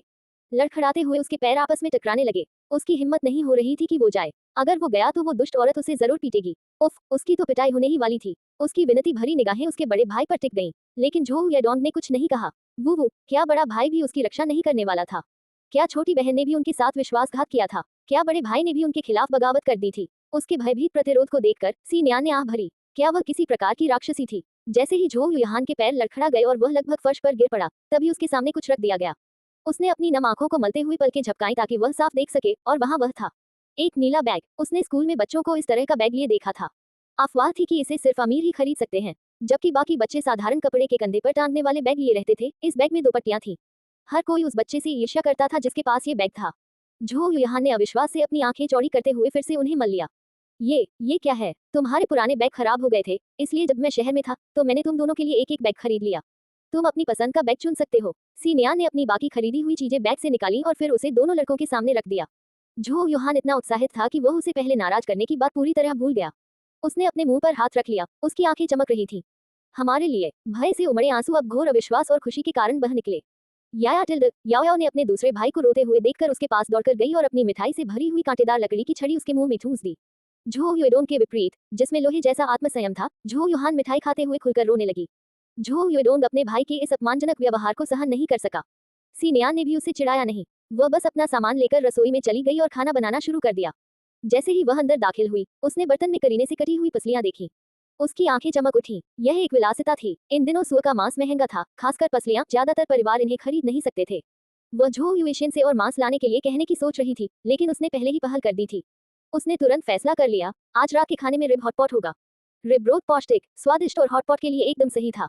सबसे अच्छी बात यह थी कि इसे बनाना बहुत आसान था। वह आदमी विचारशील था, उसे शायद इस बात की चिंता रही होगी कि उसे मांस काटने में परेशानी होगी, इसलिए उसने पसलियों को पहले ही छोटे, एक समान टुकड़ों में काट लिया था। रिब स्टू के अलावा सीनियान ने बच्चों के लिए सोया सॉस में डूबा हुआ एक स्वादिष्ट व्यंजन बनाने की योजना बनाई थी। उसने पसलियों को धोया, उनका पानी निकाल दिया, फिर उनमें से किसी भी प्रकार की दुर्गंध को दूर करने के लिए उन्हें ठंडे पानी में हरे प्याज और अदरक के साथ उबाला। कुछ ही देर में बर्तन की सतह पर सफेद झाग की एक परत उभर आई। उसने पसलियों को बर्तन से निकालने से पहले उसे झाग से साफ कर दिया। चून की देर हो रही थी और पसलियों को पकाने में समय लगता था, इसलिए उसने पहले ग्लेज पसलियों को तैयार करने का फैसला किया ताकि शोरबा के पकने तक बच्चों का पेट भरा रहे। उसने कढ़ाई में तेल गरम किया, उसमें चीनी डाली और उसे सुनहरा भूरा होने तक भूना। फिर पसलियों को उसमें डालकर हल्का सा सेका, बस इतना कि वे जले नहीं, बल्कि उन पर एक परत चढ़ जाए। उसने आंच को सावधानीपूर्वक समायोजित किया। अच्छी तरह से लेप लगाने के बाद उसने उसमें हरी प्याज, काली मिर्च, लहसुन और थोड़ा सा खाना पकाने वाला वाइन डालकर 1 मिनट तक भूना। फिर सोया सॉस और अन्य मसाले डाले। सोयाबीन पेस्ट की कमी खल रही थी, लेकिन उसने काम चला लिया। उसने कढ़ाई में पानी डाला, उसे ढक दिया और मध्यम धीमी आंच पर लगभग 15 मिनट तक उबलने दिया। कुछ ही समय में झो परिवार की रसोई में एक मनमोहक सुगंध फैल गई। बाहर झो युहान अभी अपने नए बैग को हैरानी से पकड़े हुए बेहद खुश था। उसकी आंखें चमक रही थीं। वाह, आज रात फिर से मांस खाने को मिलेगा। झो युएडोंग ने उसकी ओर एक नजर डाली लेकिन कुछ नहीं कहा। उसके भाई की अपार खुशी इतनी पवित्र थी कि उसे खराब करना ठीक नहीं था। सच कहे तो पिछले कुछ दिन किसी सपने जैसे थे। इतने कम समय में उन्होंने पिछले कई सालों की तुलना में कहीं बेहतर खाना खाया था। खुशी से अभिभूत झो युहान याओ याओ को बाहों में लिए गोल गोल घूमने लगा। उस क्षण उसने सोचा, काश हमारी सौतेली माँ हमेशा ऐसी ही रहती। चक्कर लगाते लगाते वह खुद को रसोई के दरवाजे पर पाया। जैसे ही सीनियान ने सॉस को गाढ़ा करने के लिए ढक्कन उठाया, सुगंध का एक तेज झोंका उसे महसूस हुआ। झो युहान ने जोर से घूंट भरी, उसके पैर वहीं जम गए। अगले ही पल वह कढ़ाई के ठीक बगल में था, उसकी निगाहें चमकती हुई पसलियों पर टिकी हुई थी। मांस इतना नरम था कि हड्डी से लगभग अलग हो रहा था, और सॉस के गाढ़े बुलबुले उठने के साथ ही उस पर एक चमकदार कैरेमलाइज्ड परत चढ़ गई थी। बहुत बहुत अच्छा। उसने सीनियान की ओर देखा और हिचकिचाते हुए पूछा, क्या हम आज रात इसे खाएंगे? स्टू के लिए आलू काटते हुए सीनियान ने बिना ऊपर देखे सिर हिलाया। हम भूख लगी है। झो युहान का चेहरा शर्म से लाल हो गया। न नहीं, वह हकलाते हुए बोला और याओ याओ के साथ भाग निकला। उसके गाल अभी भी जल रहे थे। उसे समझ नहीं आ रहा था कि अपनी सौतेली माँ से बात करने पर उसका दिल इतनी तेजी से क्यों धड़क रहा था, क्यों उसे उत्साह और खुशी का यह अजीब सा मिश्रण महसूस हो रहा था। अपनी इस भावना को नाम देने के लिए वह बहुत छोटा था, बस इतना जानता था कि उसे यह भावना नापसंद नहीं थी, बल्कि उसे यह बहुत अच्छी लग रही थी। मुझे उम्मीद है कि वह हमेशा ऐसी ही रहेगी। योजक चिन्ह योजक चिन्ह योजक चिन्ह। आंटी लियू झो युएशन के पीछे पीछे घर तक गई और रास्ते भर सीनियान के फिजूल खर्ची के बारे में बड़बड़ाती रही कि कैसे वह स्पष्ट रूप से उसके पैसे के पीछे पड़ी थी, बच्चों की उपेक्षा करते हुए खुद पर पैसे लुटा रही थी। वह जानती थी कि बच्चे झो युएशन की कमजोरी थे। वह छोटी मोटी बातों को तो नजरअंदाज कर सकता था, लेकिन कोई भी आदमी अपनी नई पत्नी को इस तरह बेशर्मी से पैसे बर्बाद करते हुए बर्दाश्त नहीं करेगा। लेकिन जैसे ही वे झो के निवास के पास पहुंचे, पसलियों की तेज सुगंध ने उसे वहीं रोक दिया। देखा, मुझे पता था, उसने विजयी भाव से कहा। वह बच्चों के लिए खाना बचाने के बजाय खुद ही अच्छा खाना जमा कर रही है। झो युएशन ने दरवाजा खोलने से पहले उसे तिरछी नजर से देखा। उसकी चुप्पी देखकर आंटी लियू को लगा कि वह बहुत गुस्से में है। गर्व से भरी हुई वह उसके पीछे पीछे चल पड़ी। जैसे ही वे अंदर दाखिल हुए, उनकी नजर खरीदारी के सामान से भरी मेज पर पड़ी। सामानों की पहचान करने से पहले ही आंटी लियू झपट पड़ी। देखो युएशन, मैंने तुमसे कहा था, ये सब देखो। यहाँ आए हुए उसे कुछ ही दिन हुए हैं और वह पहले से ही इस तरह पैसे उड़ा रही है। कितनी फिजूल खर्ची है। पिताजी, झो युहान खुशी से झूमता हुआ दौड़ता हुआ आया। उसने अपना नया बैग गर्व से अपने कंधों पर टांग रखा था। पिताजी टिल्ड, उसकी आवाज में सामान्य से अधिक खुशी थी, मानो अब उसे झो युएशन से उतना डर नहीं लगता था। झो युएशन ने छोटे लड़के को पहले कभी इतना खुशमिजाज नहीं देखा था। अपने बड़े भाई की तुलना में छोटा लड़का हमेशा अधिक चंचल रहता था, लेकिन केवल तब जब झो युएशन आसपास नहीं होता था। लेकिन अब तो उसका चेहरा मानो दमक रहा था। झो युएशन सोच रही थी कि आखिर किस बात ने उसे इतना उत्साहित कर दिया था। कुछ ही देर में उसने लड़के के कंधों पर नया बैग देखा। जब वह नीचे झुका और लड़के के बालों को सहलाया तो उसकी गहरी आंखों में एक चमक सी आई। क्या तुमने नया बैग लिया है? यह अच्छा लग रहा है। हाँ, लड़के की आंखें चमक उठी और उसने जोर से सिर हिलाया। उसका पतला चेहरा उत्साह से दमक रहा था। उसने मेरे लिए खरीदा है। उसने रसोई की ओर देखा लेकिन सी नियान को सौतेली माँ कहने की हिम्मत नहीं की। माँ कहना तो दूर की बात है। फिर उसने झो युएशेन को मेज की ओर खींचा। बड़े भाई को भी एक मिला। देखो, और छोटी बहन के लिए कपड़े हैं और एक ड्रेस भी। यहाँ देखो, यहाँ फ्रूट कैंडी और पॉपिंग कैंडी हैं। और ये कुकीज, ये तो बहुत ही स्वादिष्ट लग रही हैं। मैंने अपने सहपाठियों को इन्हें खाते हुए देखा है। वह लालसा भरी निगाहों से कुकीज के पैकेट को घूर रहा था। उसने उन्हें कभी चखा नहीं था, लेकिन वह जानता था कि वे जरूर स्वादिष्ट होंगी। झो युएशेन ने मेज पर रखी वस्तुओं का जायजा लिया। मिठाई, बिस्कुट, थैले, बच्चों के कपड़े, दूध का पाउडर और शहद। लगभग सभी चीजें बच्चों के लिए थीं। पास ही में आंटी लियू जम सी गई थी। उनके चेहरे पर अविश्वास के भाव साफ दिख रहे थे। क्या सी नियान ने सचमुच बच्चों के लिए बैग और कपड़े खरीदे थे? बिल्कुल नहीं। वह कब से इतनी उदार हो गई? वह जरूर पागल हो गई होगी। उन चीजों को देखकर कोई भी बता सकता था कि वे महंगी थीं। ओह, वह वाकई चतुर थी। उसने जरूर यह पता लगा लिया होगा कि झो युएशेन बच्चों की कितनी परवाह करता है और वह उनका इस्तेमाल उसे अपने वश में करने के लिए कर रही थी। आंटी लियू ने उसे कम आंका था। शहर की औरतें वाकई अलग होती हैं। उसके चेहरे पर आक्रोश के भाव उभर आए, कुछ तो व्यर्थ हुए पैसों को लेकर और कुछ हद तक ईर्ष्या के कारण। अगर सी नियान नहीं आती तो वह पैसा शायद उसी की जेब में चला जाता। सी नियान को शोर सुनाई दिया और वह रसोई से बाहर आ गई। उसने अभी अभी पसलियों को पकाना और चावल को भाप में पकाना समाप्त किया ही था कि उसे वह आवाज सुनाई दी। उसे उम्मीद नहीं थी कि झो युएशेन इतनी जल्दी वापस आ जाएगा। पकी हुई पसलियों से भरा एक बड़ा कटोरा लेकर उसने उसे खाने की मेज पर रख दिया। आंटी लियू के गुस्से भरे चेहरे पर एक संक्षिप्त नजर डालने के बाद वह झो युएशेन की ओर मुड़ी। तुम वापस आ गए, पहले हाथ धो लो और कुछ खा लो। खाना अभी पूरी तरह से तैयार नहीं है। झो युएशेन ने भाप निकलती पसलियों को देखा। उनकी मनमोहक सुगंध से उसके पेट में गुड़गुड़ाहट होने लगी। उसे मानना ही पड़ा, यह महिला खाना बनाना बखूबी जानती थी। उसने सिर हिलाया। ठीक है। फिर उसकी निगाहें आंटी लियू पर टिक गईं और उसकी आवाज ठंडी हो गई। आंटी लियू, अगर और कोई बात नहीं है तो आप अभी जा सकती हैं। मेज पर पसलियों से भरा विशाल कटोरा देखकर आंटी लियू की आंखें फटी रह गईं। उसने सोचा कि चूंकि वह पहले से ही यहाँ है और वे लोग इतने परिचित हैं, इसलिए वह रात के खाने के लिए यहीं रुक सकती है। लेकिन झो युएशेन ने उसे सिरे से खारिज कर दिया। उसका चेहरा शर्म से लाल हो गया। युशेन, मैंने पहले जो कहा उसे गलत मत समझो। मैं तुम्हारा रिश्ता खराब करने की कोशिश नहीं कर रही थी। मैंने तो बस वही दोहराया जो मैंने सुना था, क्योंकि मुझे बच्चों के साथ दुर्व्यवहार होने की चिंता थी। उसने दयनीय भाव से कहा, पिछले कुछ दिनों से मैं इतनी व्यस्त थी कि खाना बनाने का समय ही नहीं मिला। मुझे बहुत बुरा लग रहा है कि सारा काम मिस सी नियान को अकेले ही करना पड़ रहा है, खाना बनाना और बच्चों की देखभाल करना। चिंता मत करो, मैं कल आकर मदद करूंगी। आंटी लियू बेवकूफ नहीं थी। हालांकि वह सी नियान से नफरत करती थी, लेकिन वह जानती थी कि यह महिला बहुत चालाक है। अगर वह अब भी उससे झगड़ा करती रही तो उन्हें केवल नुकसान ही उठाना पड़ेगा। फिलहाल अच्छा व्यवहार करना और उसकी नौकरी सुरक्षित करना बेहतर है। यह महिला अभी अभी आई थी, उसका व्यवहार तो स्वाभाविक ही था। आंटी लियू को यकीन नहीं हो रहा था कि वह सचमुच दयालु है। देर सवेर उसका असली चेहरा सामने आ ही जाएगा। सी नियान ने 2 जीवन जी लिए थे। क्या चाची लियू को सच में लगता था कि वह उसके नाटक को नहीं समझ पाएंगी? जब झो युएशेन आसपास नहीं होती थी तब चाची लियू इतनी विनम्र नहीं होती थी। सी नियान सोच रही थी कि झो युएशेन को उसे जाने देने के लिए कैसे मनाए। दोनों परिवार एक दूसरे को लंबे समय से जानते थे और उनके बीच घनिष्ठ संबंध थे। उसे डर था कि कहीं वह उसे यहीं रहने न दे दे। क्या ये वाकई परेशान करने वाला नहीं होगा? लेकिन इससे पहले कि वह कुछ बोल पाती, झो युएशेन ने शांत भाव से कहा, कोई जरूरत नहीं चाची लियू। हमने पहले ही तय कर लिया है, एक बार मुझे पत्नी मिल जाए तो मैं आपको परेशान नहीं करूंगा। मैंने इस महीने का भुगतान कर दिया है।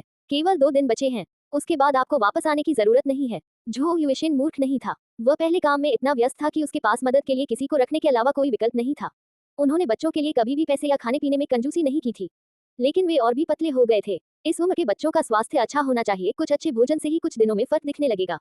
पहले उसके बच्चे पीले और दुबले पतले थे, गांव के बच्चों से भी बदतर हालत में थे। लेकिन सी नियान के आने के कुछ ही दिनों में उनके गाल भर आए थे। उनकी त्वचा में एक स्वस्थ चमक आ गई थी और वे साफ सुथरे हो गए थे। अब वे छोटे कीचड़ वाले बंदर नहीं रहे थे। उसने आंटी लियू को उदारतापूर्वक पैसे दिए थे, इस उम्मीद में कि वह उनकी अच्छी देखभाल करेगी। लेकिन परिणाम निराशाजनक रहे। एक से अधिक बार उसने बच्चों को रात में चुपके से पानी पीने के लिए बाहर जाते हुए पकड़ा था, क्योंकि उन्हें भूख लगी थी। उन्होंने उन्हें पैसे भी दिए थे, लेकिन वे इतने कंजूस थे कि उन्होंने उसे खर्च ही नहीं किया। आंटी लियू का चेहरा घबराहट से पीला पड़ गया। उनका सबसे बुरा डर सच हो रहा था। ये शेन, ये ठीक नहीं है। वह हकलाते हुए बोली, मिस सी को यहाँ आए अभी कुछ ही दिन हुए हैं। अगर मैं चली गई तो उन पर काम का बोझ बहुत बढ़ जाएगा। सी नियान ने हल्की सी मुस्कान दी। आपकी चिंता के लिए धन्यवाद, लेकिन मुझे नहीं लगता कि कोई समस्या होगी। खाना बनाने और बच्चों की देखभाल करने के अलावा मेरे पास करने के लिए और कुछ खास नहीं है। आप बड़ा चढ़ाकर बोल रही हैं, आंटी लियू। ग्रामीण इलाकों में खाना बनाना और बच्चों की देखभाल कर पाना भी एक विलासिता थी। अधिकांश महिलाओं को अपने बच्चों को पीठ पर बांधकर खेतों में काम करना पड़ता था, फिर घर आकर सुअरों और मुर्गियों को खिलाना, पूरे परिवार के लिए खाना बनाना और सबके सोने से पहले सफाई करना पड़ता था। सी नियान को सिर्फ खाना बनाना था और एक छोटी बच्ची की देखभाल करनी थी। झो युएडोंग और झो युयाहान को शायद ही उसकी देखरेख की जरूरत पड़ती थी। वे खुद ही पहल करते हुए सफाई और कपड़े धोने का काम करते थे। घर में देखभाल के लिए सिर्फ एक ही कुत्ता था। बाकी लोगों की तुलना में ये जीवन काफी आसान था। आंटी लियू ने इसे किसी असंभव कार्य की तरह बताया। दांत पीसते हुए आंटी लियू ने जबरदस्ती मुस्कुराते हुए कहा, तुम शहर से हो, तुम्हें हमारे ग्रामीण जीवन की कठिनाइयों की आदत नहीं है। मेरी मदद से तुम्हारे लिए सब कुछ बहुत आसान हो जाएगा। सीनियान ने रत्ती भर भी पीछे नहीं हटी। आपको परेशान होने की जरूरत नहीं है आंटी लियू, मैं इसे संभाल लूंगी। आंटी लियू के और अधिक तर्क देने से पहले ही झो युएशिन ने बीच में ही टोकते हुए कहा, आंटी लियू, मैंने अपनी बात स्पष्ट कर दी है, आपको जाना चाहिए। हताश होकर आंटी लियू ने गिड़गिड़ाते हुए कहा, युशिन, आप मेरे साथ ऐसा नहीं कर सकते। इस नौकरी के बिना मैं कैसे गुजारा करूंगी? मैं कम पैसे भी ले लूंगी, 40 नहीं 45 महीने। मैं बच्चों की देखभाल करूंगी, सफाई करूंगी, कुछ भी करूंगी, बस मुझे नौकरी से मत निकालो। अरे बाप रे! सीनियान इस बूढ़ी औरत को देखकर सचमुच दंग रह गई। 50 युआन प्रति माह, ये वेतन उतना ही अधिक था जितना वह रेडियो उद्घोषक के रूप में कमाती थी। यह आदमी तो हद से ज्यादा खर्चीला था। इसमें कोई हैरानी की बात नहीं कि आंटी लियू जाना नहीं चाहती थी। अगर उनकी जगह होती तो वो भी नहीं जाती। उसकी तीखी आवाज से याओ याओ डरकर जोर जोर से रोने लगी। एक पल के लिए उस शोर से झो युएशिन के कान दुखने लगे। उसने नाराजगी से भौहें चढ़ाई और बिना आवाज ऊंची किए ही उसने दबदबा दिखाते हुए कहा, आंटी लियू, मैंने कह दिया है, अब इसकी जरूरत नहीं है। अगर तुम ऐसा करती रहोगी तो मुझे बदतमीजी के लिए दोष मत देना। सीनियान पास गई और डरी हुई याओ याओ को गोद में उठा लिया और उसे चाची लियू से दूर रखा। ऐसे लोग जो इतने जिद्दी होते थे और जिनसे छुटकारा पाना इतना मुश्किल होता था, वे सबसे डरावने होते थे। याओ याओ, अच्छी बच्ची बनो, डरो मत, उसने बच्ची की पीठ थपथपाकर उसे दिलासा दिया। सचमुच, जैसे ही याओ याओ ने उस परिचित व्यक्ति को महसूस किया, वह सहज हो गई और सीनियान की गर्दन को कसकर गले लगा लिया और गुस्से में चिल्ला रही चाची लियू को भयभीत निगाहों से देखने लगी। झो युएडोंग और झो युहान के चेहरे पर भी घृणा के भाव थे। बड़े और छोटे बेटों, दादी के लिए कुछ बोलो। दादी ने इतने लंबे समय तक तुम्हारी देखभाल की, भले ही इसमें कोई गुण न हो, लेकिन कम से कम मेहनत तो की है। क्या तुम हर दिन मांस नहीं खाना चाहते? जब आंटी लियू ने देखा कि झो युएशिन के साथ उनके प्रयास व्यर्थ गए, तो उन्होंने अपना ध्यान झो युएडोंग और झो युहान की ओर मोड़ दिया। झो युहान ने घबराकर निगलते हुए अजीब तरह से कहा, दादी लियू, नहीं धन्यवाद, मैं आपका खाना नहीं खाऊंगी। बेशक, मेरा मतलब यह नहीं है कि आपका खाना खराब है। आंटी लियू अवाक रह गईं। झो युएडोंग ने एक शब्द भी नहीं कहा। आंटी लियू, मैं तीसरी बार वही बात दोहराना नहीं चाहती। झो युएशिन पहले से ही नाराज थी। इन दिनों जब सीनियान आई थी तो तुम बिना नमस्ते किए ही वापस भाग गई थी। मैंने तुम्हें काम के लिए पैसे दिए थे, लेकिन तुम्हें पता होना चाहिए कि तुमने क्या किया है। मैंने तुम्हें इसलिए जिम्मेदार नहीं ठहराया क्योंकि हम एक ही गांव के हैं। अगर सच में झगड़ा हुआ तो तुम्हें कुछ पैसे वापस भी कर देने चाहिए। अगर तुम नहीं चाहती कि बात बिगड़े तो कृपया यहाँ से चली जाओ। आंटी लियू के पास कहने के लिए शब्द नहीं थे। उनसे पैसे लौटाने के लिए कहना मानो उनकी जान लेने जैसा था। वह पूरी तरह से घबरा गई थी। उसे डर था कि अगर वह बार बार परेशान करती रही तो पहले किए गए उसके गबन का पर्दाफाश हो जाएगा, इसलिए वह सहज होकर चली गई। अंततः घर में सन्नाटा छा गया। झो युएशिन ने सीनियान की ओर देखा और पाया कि वह भी उसे ही देख रही थी। उसने कहा, माफ करना, मैंने उसे अपने पास नहीं रखा। ऐसा नहीं है कि मैं सारा काम तुम पर डालना चाहता हूँ। मैं भविष्य में तुम्हारी मदद करने की पूरी कोशिश करूंगा। अगर तुम्हें परेशानी हो तो मुझे खाना पहुंचाने की जरूरत नहीं है। बस याओ याओ का अच्छे से ख्याल रखना। उसे चिंता थी कि सीनियान सोचेगी कि उसके वापस आते ही उसने चाची लियू को सिर्फ एक आया की तरह रखने के लिए नौकरी से निकाल दिया। हालांकि झो युएशिन को उम्मीद थी कि कोई ईमानदारी से बच्चों की देखभाल करेगा, लेकिन वह इस युवा लड़की के साथ भी कोई अन्याय नहीं करना चाहता था। मैं अब से आपको हर महीने 200 युआन गुजारा भत्ता दूंगा। बच्चों के खर्चों के बाद आप बाकी पैसे अपनी इच्छानुसार खर्च कर सकते हैं। अगर आपको और कुछ चाहिए तो मुझे बता दीजिएगा। सीनियान को गहरा सदमा लगा। 200, क्या यह आदमी इतना खर्चीला था? 200 युआन भविष्य में 3 या 4,000 युआन या उससे भी अधिक के बराबर थे। भविष्य में भी बहुत कम पुरुष किसी महिला को हर महीने कुछ हजार युआन जेब खर्च के रूप में देंगे। वाह, उसने कितना पैसा कमाया। सीनियान को लगा कि उसने खूब धन कमा लिया है। क्या ये कुछ ज्यादा नहीं है? तो मैं औपचारिकता नहीं निभाऊंगा। उसके विनम्र शब्दों और चमकती आंखों को देखकर झो युएशिन की आंखों में हल्की सी मुस्कान झलक उठी। चिंता मत करो, मैंने बहुत सारा पैसा बचा लिया है।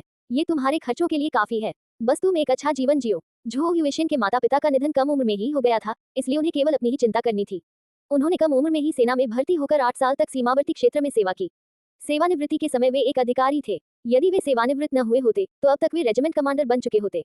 हालांकि कुछ दुर्घटनाओं के कारण उन्हें वहां से जाना पड़ा। वर्षों से वे पैसे बचा रहे थे और ज्यादा खर्च नहीं करते थे।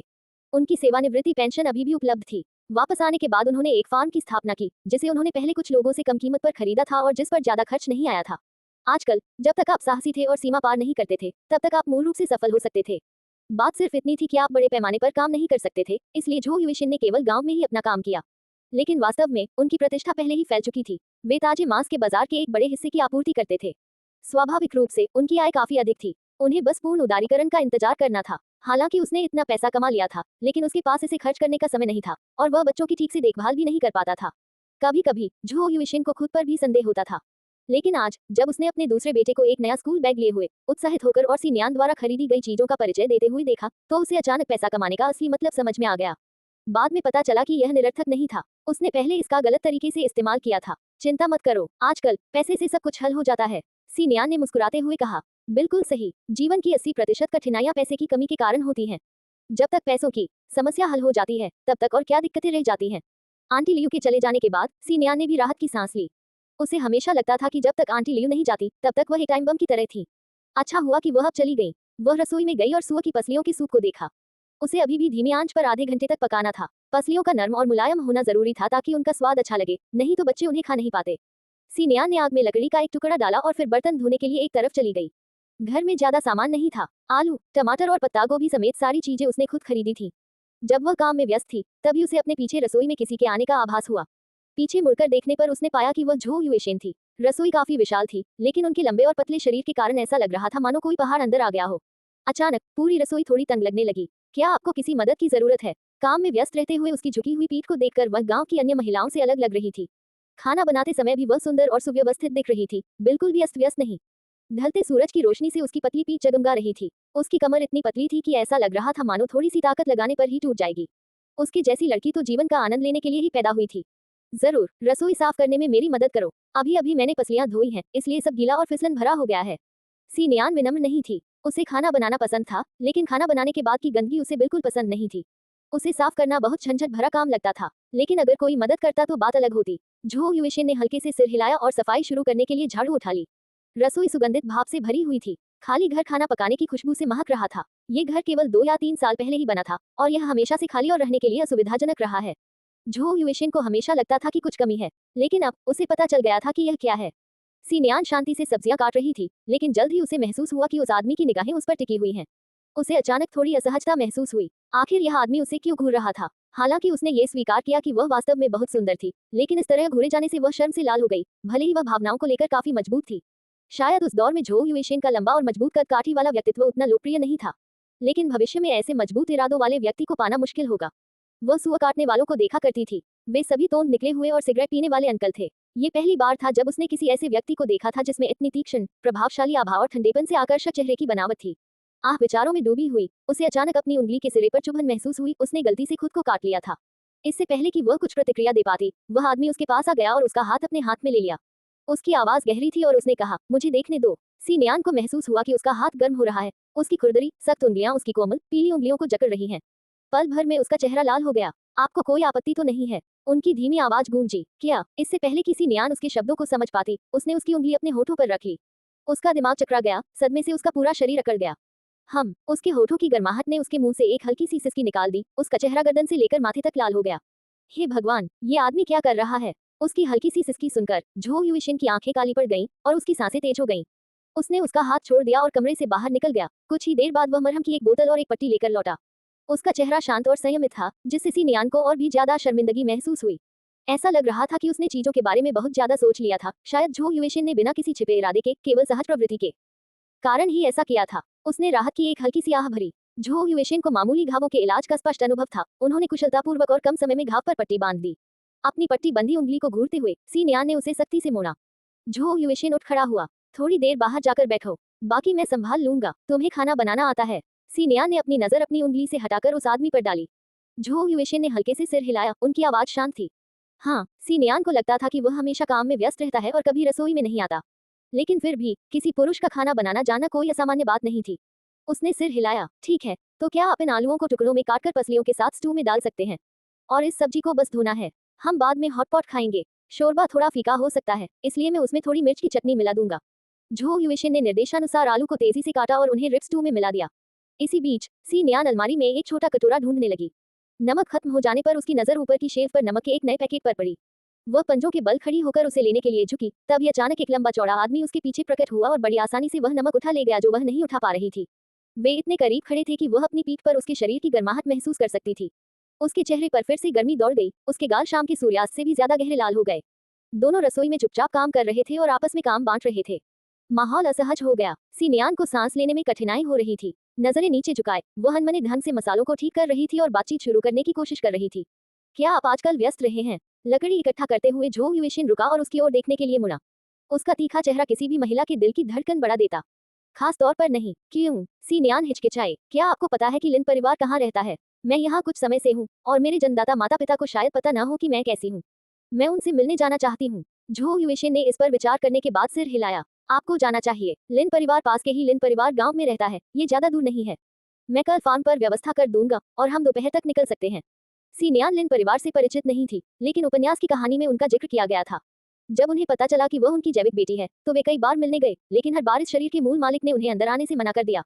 कहानी में इस जबरन शादी के बाद मूल सी नियान ने अपनी दुर्दशा के लिए लिन सिसी और अपने जन्मदाता माता पिता को दोषी ठहराया और उनके प्रति गहरी नाराजगी रखी। यहाँ तक कि जब वे उससे मिलने आए, तब भी उसने उनसे मिलने से इनकार कर दिया। अंततः उसने उन्हें पूरी तरह से खुद से दूर कर दिया, जब तक कि उन्होंने आखिरकार उससे उम्मीद ही छोड़ दी। इसी बीच लिन सिसी ने न केवल सी परिवार का स्नेह जीता, बल्कि अपने दत्तक माता पिता से भी कई लाभ प्राप्त किए। चूंकि उपन्यास में लिन परिवार के विवरण पर विस्तार से चर्चा नहीं की गई थी, इसलिए सी नियान उनकी परिस्थितियों के बारे में पूरी तरह से निश्चित नहीं थी। उसके आने का कारण सिर्फ ये देखना नहीं था कि वे कैसे हैं, वह 3000 युआन दहेज के मामले को भी स्पष्ट करना चाहती थी। उपन्यास के अनुसार उन्होंने मूल सी नियान से कई बार मिलने की कोशिश की थी, जिससे पता चलता है कि वे उसकी परवाह करते थे। लेकिन अगर उन्हें परवाह थी, तो उन्होंने दहेज वापस क्यों नहीं किया? और उन्होंने उसकी मर्जी के खिलाफ उससे शादी क्यों करने दी? उसे इस बात में कुछ गड़बड़ लग रही थी। उसने सिर हिलाया। ठीक है। जब वे रिब्स 2 को डाइनिंग टेबल पर लेकर आए, तो बच्चे अभी भी वहीं बैठे थे। उनके सामने ब्रेस्ड रिब्स की प्लेटें बिना छुए पड़ी थी। सी नियान ने पलकें झपकाईं। तुम खाना क्यों नहीं खा रही हो? झो युहान ने बड़ी मुश्किल से अपनी बात कही। हम आपका और पिताजी का इंतजार कर रहे थे। सी नियान मुस्कुराए। नासमझ बच्चे, जाओ अपने कटोरे ले आओ। झो युहान का चेहरा लाल हो गया। फिर उसने जल्दी से अपने गालों को थपथपाया, अपने भावों को नियंत्रित किया और एक छोटे बवंडर की तरह रसोई में दौड़ पड़ा। दोनों लड़कों ने अपने कटोरे में चावल डाले। झो युहान ने चम्मच से एक एक करके चावल तब तक दबाए जब तक कि उसके कटोरे में एक दाना भी नहीं बचा, और अंत में उसने खाना शुरू किया। ब्रेस्ड रिब्स का पहला निवाला लेते ही उसकी जीभ मानो निगल ही गई। स्वादिष्ट सॉस में लिपटे मांस और चावल का हर कौर बेहद आनंददायक था, बेहद लत लगाने वाला। जिस तरह से बच्चे खाना बंद नहीं कर पा रहे थे, वह सी नियान के खाना पकाने के कौशल का पर्याप्त प्रमाण था। बगल वाले कमरे में शितो लगभग लार टपका रहा था। कुछ बार खुशबू सूंघने के बाद वह अचानक खड़ा हो गया। दादी, मैं याओ याओ के साथ खेलना चाहता हूँ। आंटी झांग ने उसे घूर कर देखा। तुम क्या कर रहे हो? रात में किसी के घर में जबरदस्ती घुस आए हो? तुम्हें क्या लगता है कि उन्हें नहीं पता कि तुम सिर्फ खाना मांगने आए हो? अपना खाना खाओ और सो जाओ। उसने कुरकुरे सुअर के मांस का एक टुकड़ा उसके कटोरे में डाल दिया। उसे डांटते हुए भी आंटी झांग ने आह भरी। झो परिवार के खाने की खुशबू इतनी अच्छी थी कि सिर्फ बच्चों को ही नहीं, उन्हें भी खाने की इच्छा होने लगी थी। शितो ने बेमन से अपने कटोरे में चटक रही चीज को कुरेदा, उसकी भूख गायब हो चुकी थी। सी नियान की चाची के हाथ का बना खाना चखने के बाद से उसकी दादी का खाना उसके सामने फीका पड़ गया। उसे इस बात का कोई अंदाजा नहीं था कि उसे दोबारा इस तरह खाने का मौका कब मिलेगा। उफ! शितो ने अपनी ठुड्डी हाथ पर टिकाए और नाटकीय अंदाज में आह भरी। चूंकि वे लिन परिवार के गांव वापस जा रहे थे, इसलिए सी नियान जल्दी उठ गई। उसने याओ याओ को नहलाया, उसे नए कपड़े पहनाए और उसके बालों को सुंदर क्लिप से सजी छोटी छोटी चोटियों में बांध दिया। दा हुआन के कटोरे में बचा हुआ खाना भरने के बाद वह झो युएशेन के लौटने का इंतजार करने लगी ताकि वे जा सकें। झो युएशेन सुबह 4 बजे निकल गया था। अब 8 बज चुके थे और अभी भी समय था। कुछ पल गुजारने के लिए सी नियान ने याओ याओ के लिए दूध की एक बोतल तैयार की, जो उसे हाइड्रेट भी करती थी और पोषण भी देती थी। बच्चे बहुत तेजी से बढ़ते हैं और कुछ ही दिनों में याओ याओ पहले से ज्यादा गोल मटोल दिखने लगी थी। सी नियान द्वारा खरीदी गई नई छोटी ड्रेस में वह शहर के बच्चों से भी ज्यादा स्टाइलिश लग रही थी। जिस तरह से उसने अपनी दूध की बोतल पकड़ी हुई थी, वह बेहद मनमोहक था। जब झो युएशेन वापस लौटे, तो उन्हें ये दृश्य देखने को मिला। याओ याओ बिस्तर पर बैठी संतुष्ट भाव से अपना दूध पी रही थी, जबकि सी नियान अलमारी के दर्पण के सामने खड़ी होकर अपनी बालियां ठीक कर रही थी। उसने कैजुअल कपड़े और फिटिंग वाली जीन्स पहनी थी, शालीन, फिर भी उससे उसके सुडौल शरीर की खूबसूरती उभर रही थी। बगल से देखने पर उसकी कमर पतली, टांगें लंबी और लहराते बाल ऊपर बंधे हुए थे, जिनमें से कुछ लंटे उसके चेहरे को घेरे हुए थी। उसके चेहरे की बनावट बेहद खूबसूरत थी, इतनी मनमोहक कि उसे मेकअप की जरूरत ही नहीं थी। उसके होंठ गुलाबी थे, दांत सफेद थे, और जब वह मुस्कुराती थी, तो उसके गालों पर 2 छोटे छोटे डिंपल पड़ जाते थे। उसकी आंखें हल्की सी घुमावदार थीं, लंबी पलकों से घिरी हुई थीं, मानो उन पर पहले से ही आईलाइनर लगा हो, जिससे उसकी नजर और भी गहरी हो जाती थी। वह बच्चों की देखभाल करने में असाधारण रूप से कुशल थी। महज कुछ ही दिनों में याओ याओ बिल्कुल एक अलग ही इंसान लगने लगी थी। ठीक उसकी तरह वह भी अधिक परिष्कृत और कोमल हो गई थी। झो युएशेन ने गौर किया कि वह साफ सफाई के मामले में बहुत सतर्क रहती होगी। उदाहरण के लिए, वह प्रतिदिन स्नान करती थी और कपड़े धोती थी। उसने कमरे को एकदम साफ सुथरा रखा। हालांकि यह ग्रामीण परिवेश उसके लिए पूरी तरह से अनुपयुक्त लग रहा था, लेकिन अब जब वह यहाँ रहने लगी थी, तो घर भी बदल गया था और उसमें एक अलग ही भव्यता आ गई थी। एक साधारण सी छोटी इमारत किसी मनमोहक बगीचे वाले विला जैसी लग रही थी। उसका वर्णन कैसे किया जाए? वह जंगली खरपतवारों के बीच खिलते हुए एक शुद्ध सफेद गुलाब की तरह थी। एक क्षण के लिए झो युएशेन का ध्यान कुछ पल के लिए भटक गया। जब किसी ने उसकी पैंट का पांव खींचा, तब उसने नीचे देखा और अपनी बेटी का साफ सुथरा, सुंदर सा छोटा चेहरा देखा, जो ऊपर की ओर झुका हुआ था क्योंकि उसने अपनी छोटी सी दूध की बोतल उसकी ओर बढ़ा रखी थी। तब जाकर वह वास्तविकता में वापस आया।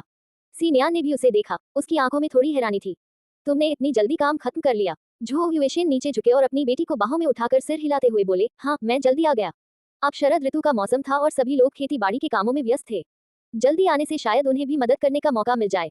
हालांकि झो युएशेन ने सी नियान को 1 सप्ताह का समय देने का वादा किया था, न केवल उसके लिए बल्कि अपने लिए भी। ये स्पष्ट था कि वह उससे काफी खुश था। सी नियान ने स्वाभाविक रूप से उस व्यक्ति के रवैये को भांप लिया, जो अब उतना ठंडा और व्यावसायिक नहीं था जितना कि पहली मुलाकात के समय था। उसने उसे हल्की सी मुस्कान दी। पिछले कुछ दिनों में उसने देखा था कि कितने लोग खेतों के काम में व्यस्त थे। ये जानते हुए कि मूल परिवार ग्रामीण इलाके से आया था, उसने सोचा कि वे भी कड़ी मेहनत के आदी होंगे। इसलिए उसने जानबूझकर प्रसव के लिए उपयुक्त पैंट पहनी थी। वह यूं ही लौटकर कुछ न कर नहीं सकती थी। जैसे ही वह सीढ़ियों से नीचे उतरने लगी, सी नियान ने आंगन में एक बांस की टोकरी में रखा हुआ एक बड़ा हैम और एक सुअर का मांस देखा। आसपास ताजे अंडे, चावल का एक बोरा, महंगी शराब जैसी दिखने वाली एक बोतल और सिगरेट का एक पैकेट पड़ा था। उसने अपने साथ लाई हुई मिठाइयों और बिस्कुटों को और पीछे की ओर छिपा दिया। उस क्षण उसे लगा कि वह बिल्कुल बेमिल है। इसे देखिए, ये किसी महत्वपूर्ण व्यक्ति की निशानी थी। कितना उदार, कितना खर्चीला। सी नियान ने कुछ देर तक अपना मुंह खोला और बंद किया, फिर पूछा, क्या ये कुछ ज्यादा नहीं है? वे आपके परिवार के सदस्य हैं। ये बिल्कुल सही है, झो युइशिन ने शांत भाव से समझाया। उसके अचंभित खुले हुए लाल होठों को देखकर उसने सीधी सादी व्याख्या प्रस्तुत की। सी नियान ने अपना जबड़ा अंदर खींच लिया। सच तो यह है कि वह काफी स्वार्थी थी। वह मूल परिवार से परिचित नहीं थी और उसे 3000 युआन के मामले के बारे में भी कुछ नहीं पता था। इस बार उसका एकमात्र इरादा पैसों की स्थिति की जांच करना और ये देखना था कि वे वास्तव में किस तरह का परिवार थे। उसने ज्यादा कुछ वापस लाने की योजना नहीं बनाई थी, आंशिक रूप से इसलिए क्योंकि उसे लालची लोगों का डर था जो इस बार उदारता दिखाने पर उसे फिर से परेशान कर सकते थे। बेशक यह ऐसी बात नहीं थी जो वह झो युइशिन को बता सकती थी। खैर, चून की बात यहाँ तक आ ही गई थी, तो यह एक मौन पुष्टि थी कि यह आदमी उसकी परवाह करता था, अन्यथा वह इतनी सावधानीपूर्वक तैयारी नहीं करता। ये सोचते ही सी नियान के गालों पर हल्की सी गर्माहट महसूस हुई। हर चीज के लिए धन्यवाद, स्वागत है। झो युइशिन ने हल्के से सिर हिलाया और उसके हाथ से मिठाई और बिस्कुट का छोटा पैकेट ले लिया। ये चीजें ज्यादा तो नहीं थी, लेकिन सस्ती भी नहीं थी, खासकर मांस की तुलना में। उस व्यक्ति ने बड़ी आसानी से सामान से भरी एक बड़ी टोकरी को अपनी पीठ पर उठा लिया। उसने अपनी कमर को एक बार भी नहीं मोड़ा। एक हाथ में बाकी सामान लिए सिनियान के हाथ खाली थे। उसने जल्दी से याओ याओ का हाथ पकड़ा, चाबियां ली, दरवाजा बंद किया और दोनों लिन परिवार के गांव की ओर चल पड़ी। सिनियान बच्चे को गोद में लिए झो युइशिन के बगल में चल रही थी। अभी सुबह का समय था और हालांकि सूरज तेज चमक रहा था, लेकिन ज्यादा गर्मी नहीं थी। चूंकि सिनियान ने बच्चे को गोद में ले रखा था, इसलिए झो युइशिन ने अपनी गति काफी धीमी कर दी। फिर भी कुछ ही समय बाद सिनियान की बाहों में दर्द होने लगा और उसके माथे पर हल्का पसीना आ गया। वह आमतौर पर इतनी नाजुक नहीं थी, लेकिन मूल सिनियान ने कभी कोई कठिन काम नहीं किया था और वह किसी भी तरह की कठिनाई को सहन नहीं कर सकती थी। उसके शरीर की बेचैनी ने स्वाभाविक रूप से उसकी नसों पर दबाव डाला। हालांकि याओ याओ चल सकती थी, लेकिन वह बहुत धीमी गति से चलती थी। झो युइशिन रुक गई और धीमी, गहरी आवाज में बोली, सिनियान, मुझे याओ याओ को पकड़ने दो। ये पहली बार था जब उसने उसे नाम से पुकारते सुना था। उसकी आवाज एक युवक की आवाज से कहीं अधिक गहरी थी और उसका नाम सुनना उसे बेहद आकर्षक और मोहक लगा। सिनियान को इस बात का पछतावा था कि उसे पहले केवल सीधे सादे, मासूम हाई स्कूल के लड़के ही पसंद थे। उसने अपने माथे से पसीना पोंछा और बच्चे को सौंपने में जरा भी संकोच नहीं किया। मैं इसे ले जाऊंगा, उसने कहा। सिनियान ने झटपट उसके हाथ से सिगरेट और शराब ले ली। बच्चे की तुलना में ये काफी हल्के थे। झो युइशिन ने इसके बाद कुछ नहीं कहा और वे चलते रहे। खेतों के एक हिस्से से गुजरते हुए आसपास के ग्रामीणों ने उत्साहपूर्वक झो युइशिन का स्वागत किया। वह गांव में काफी लोकप्रिय प्रतीत होता था, कुछ लोग तो उसे चापलूसी भरी नजरों से भी देखते थे। झो युइशिन ने उदासीनता से जवाब दिया, वह सबके साथ एक जैसा व्यवहार करता था। उनके नजरों से ओझल होते ही ग्रामीण आपस में फुसफुसाने लगे। देखा, सिनियान कितनी भाग्यशाली है। झो युइशिन एक ही यात्रा में इतनी सारी अच्छी चीजें ले आया, ये सुअर 100 जिन से भी ज्यादा वजन के होंगे और चावल की एक बड़ी बोरी भी। सिगरेट और शराब सब बेहतरीन ब्रांड की हैं। लिन परिवार की पैतृक कब्र से हरा धुआं निकल रहा होगा। बिल्कुल सही, मैंने सुना है कि उसने पिछले महीने दहेज के तौर पर सिर्फ 3000 दिए थे और अब ये सब ला रहा है। कहते हैं कि सिनियान जन्म के समय बदल गई थी और लिन परिवार ने उसे कभी पाला पोसा नहीं। झो युइशिन तो हद से ज्यादा उदार है। गांव वाले ईर्ष्या और जलन दोनों से ग्रस्त थे, लेकिन इससे क्या फायदा, उसे तो बच्चे भी नहीं चाहिए। भविष्य में जो भी पैसा कमाया जाएगा वो उसके अपने परिवार को ही जाएगा। वो तो बस एक नौकरानी के तौर पर शादी कर रही है। मुझे उससे जरा भी ईर्ष्या नहीं है। सच है, आजकल अगर आपका अपना बेटा नहीं है तो बुढ़ापे में आपकी देखभाल कौन करेगा? सिनियान सचमुच मूर्ख है। वह सोचती है कि झो युइशिन की हैसियत को देखते हुए अगर वह बच्चे चाहता भी है तो क्या वे उसके पास आएंगे भी? हालांकि गांव वाले ईर्ष्या, जलन और द्वेष से भरे हुए थे, फिर भी उन्होंने जल्दबाजी में कोई कदम उठाने की हिम्मत नहीं की। आखिरकार झो युइशिन ने कहा था कि उन्हें बच्चे नहीं चाहिए। उनके बच्चे झो परिवार से थे, उनकी बहनों के बच्चे, और इनमें से कुछ भी बाहरी लोगों के साथ साझा नहीं किया जाएगा। वे अभी भी जवान थे, इसलिए ये कहना मुश्किल था, लेकिन जब सबसे बड़ा और दूसरा सबसे बड़ा बच्चा बड़ा होकर शादी कर लेंगे तो सबसे पहले वे शायद उसे ही घर से निकाल देंगे। फिलहाल तो वह सारी शोहरत का आनंद ले रही थी, लेकिन उसका भविष्य दुखद हो सकता है। गांव वाले सिनियान की दूर जाती हुई आकृति को देखते रहे, आपस में फुसफुसाते और अटकलें लगाते रहे। इसी बीच सिनियान और झो युइशिन पहले ही लिन परिवार के गांव पहुंच चुके थे। लिन परिवार का गांव ज्यादा दूर नहीं था, लेकिन उससे भी कहीं ज्यादा एकांत में बसा हुआ था, पहाड़ों के भीतर गहराई में स्थित एक छोटा सा गांव। शिंगफू गांव की तरह ये भी 3 समूहों में बटा हुआ था। पहला समूह सबसे नीचे, दूसरा मध्य में और तीसरा सबसे ऊपर। वे दोनों पहाड़ी रास्ते पर चल पड़े थे और एक मोड़ पार करने के बाद आखिरकार गांव नजर आने लगा। चारों ओर से पहाड़ों से घिरा ये क्षेत्र काफी हद तक विकसित था और यहाँ हर जगह सीढ़ीदार खेत फैले हुए थे। वे एक उबड़ खाबड़ और असमान रास्ते से होते हुए पहाड़ से नीचे उतरे। शिंगफू गांव की तुलना में अंतर स्पष्ट था। सिनियान ने यह भी सुना था कि झो युइशिन के पशुधन फार्म का काफी विस्तार हुआ था, जिससे शिंगफू गांव की अर्थव्यवस्था को भी बढ़ावा मिला था। हालांकि लिन परिवार के गांव में ऐसा कोई व्यक्ति नहीं था। अधिकांश लोग अब भी ईमानदारी से खेती करके अपना जीवन यापन करते थे। प्रत्येक परिवार के पास पर्याप्त खेत थे, जिन पर वे साल भर कमाई के लिए पूरी तरह से तंबाकू और अनाज उगाने पर निर्भर थे। फिर भी फसलों की कीमत इतनी कम थी कि परिवार का खर्चा मुश्किल से ही पूरा हो पाता था। इससे ही पता चलता है कि वहाँ की परिस्थितियां कितनी खराब थीं। सीनियान को आश्चर्य हुआ कि न केवल हैप्पीनेस विलेज के लोग झो युएशेन को पहचानते थे, बल्कि लिन फैमिली विलेज के लोग भी उन्हें अच्छी तरह जानते थे और उनका गर्मजोशी से स्वागत करते थे।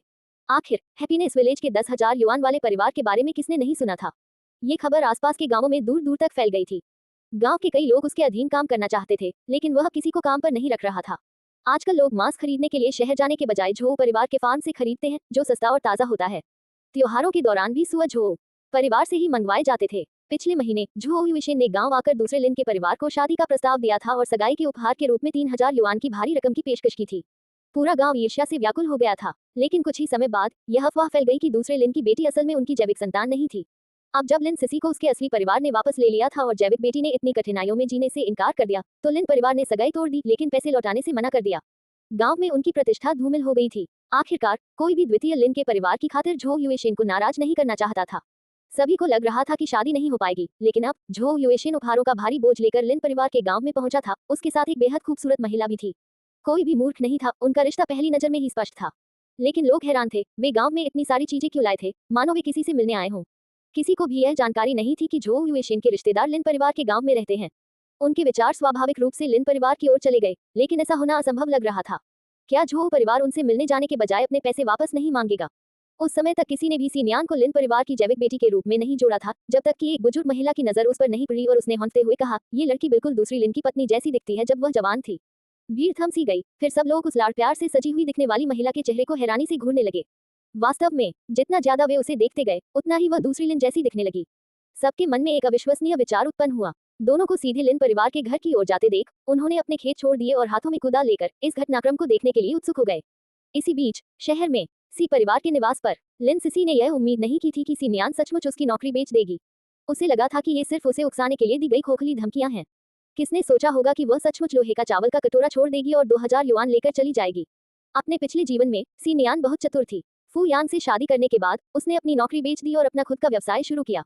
अपनी सुंदरता और शालीनता के बल पर उसने धनी समाज के लोगों के बीच जल्दी ही अपनी जगह बना ली और उसके व्यवसाय खूब फले फूले। यहाँ तक कि फू यान, जो शुरू में उसे नापसंद करता था, धीरे धीरे उसकी ओर आकर्षित हो गया। इतने विशेषाधिकार प्राप्त परिवार में पली बड़ी होने के कारण सीनियान हमेशा से ही अधिकांश लोगों की तुलना में अधिक व्यवहारिक और दूरदर्शी थी। यही वह बात थी जिससे लिन सिसी को सबसे ज्यादा ईर्ष्या होती थी। अब वह इस बात से भयभीत थी कि इस पैसे से सीनियान शहर लौट आएगी, एक व्यवसाय शुरू करेगी और फू यान का ध्यान फिर से आकर्षित कर लेगी। फू यान उस तरह का व्यक्ति नहीं था जो नाजुक, आश्रित महिलाओं को पसंद करता हो। यही कारण था कि उसने शुरू में सीनियान को नीचा समझा था। वह ऐसी महिलाओं की प्रशंसा करता था जो उसके साथ कंधे से कंधा मिलाकर खड़ी हो सके, न कि केवल सजावटी वस्तुएं। इसलिए लिन सिसी ने अनुमान लगाया कि सीनियान ने अपनी नौकरी बेच दी क्योंकि वह झो युएशेन के साथ तालमेल नहीं बिठा पा रही थी और अब वह अपना खुद का काम शुरू करने की योजना बना रही थी। उस निर्दयी, भावनाहीन व्यक्ति के बारे में सोचते हुए लिन सिसी ने अपने दांत पीस लिए। सच कहे तो अपने पिछले जन्म में वह झो युएशेन से बहुत प्यार करती थी। वह युवा, प्रतिभाशाली और धनी था, ऐसे घर में रहता था जिससे हर कोई ईर्ष्या करता था। लंबा, गंभीर और बेहद आकर्षक, लेकिन चाहे वह उसे खुश करने की कितनी भी कोशिश करे, वह भावहीन ही रहा। शादी के 1 साल बाद भी उसने उसे छुआ तक नहीं था। हालांकि वह पैसों के मामले में उदार था, फिर भी उसे 3 ऐसे बच्चों की देखभाल करनी पड़ती थी जो उसके अपने नहीं थे। और वे बच्चे हर एक पिछले वाले से ज्यादा परेशान करने वाला था। खासकर सबसे बड़ा, जब भी वह उसके भाई बहनों को डांटती तो वह उसे एक भयानक घूरती निगाहों से देखता था। पैसा होने के बावजूद भी उस तरह जीना किसी यातना से कम नहीं था। फिर एक दिन उसे पता चला कि वह वास्तव में इसी परिवार की असली उत्तराधिकारी है, लेकिन तब तक बहुत देर हो चुकी थी।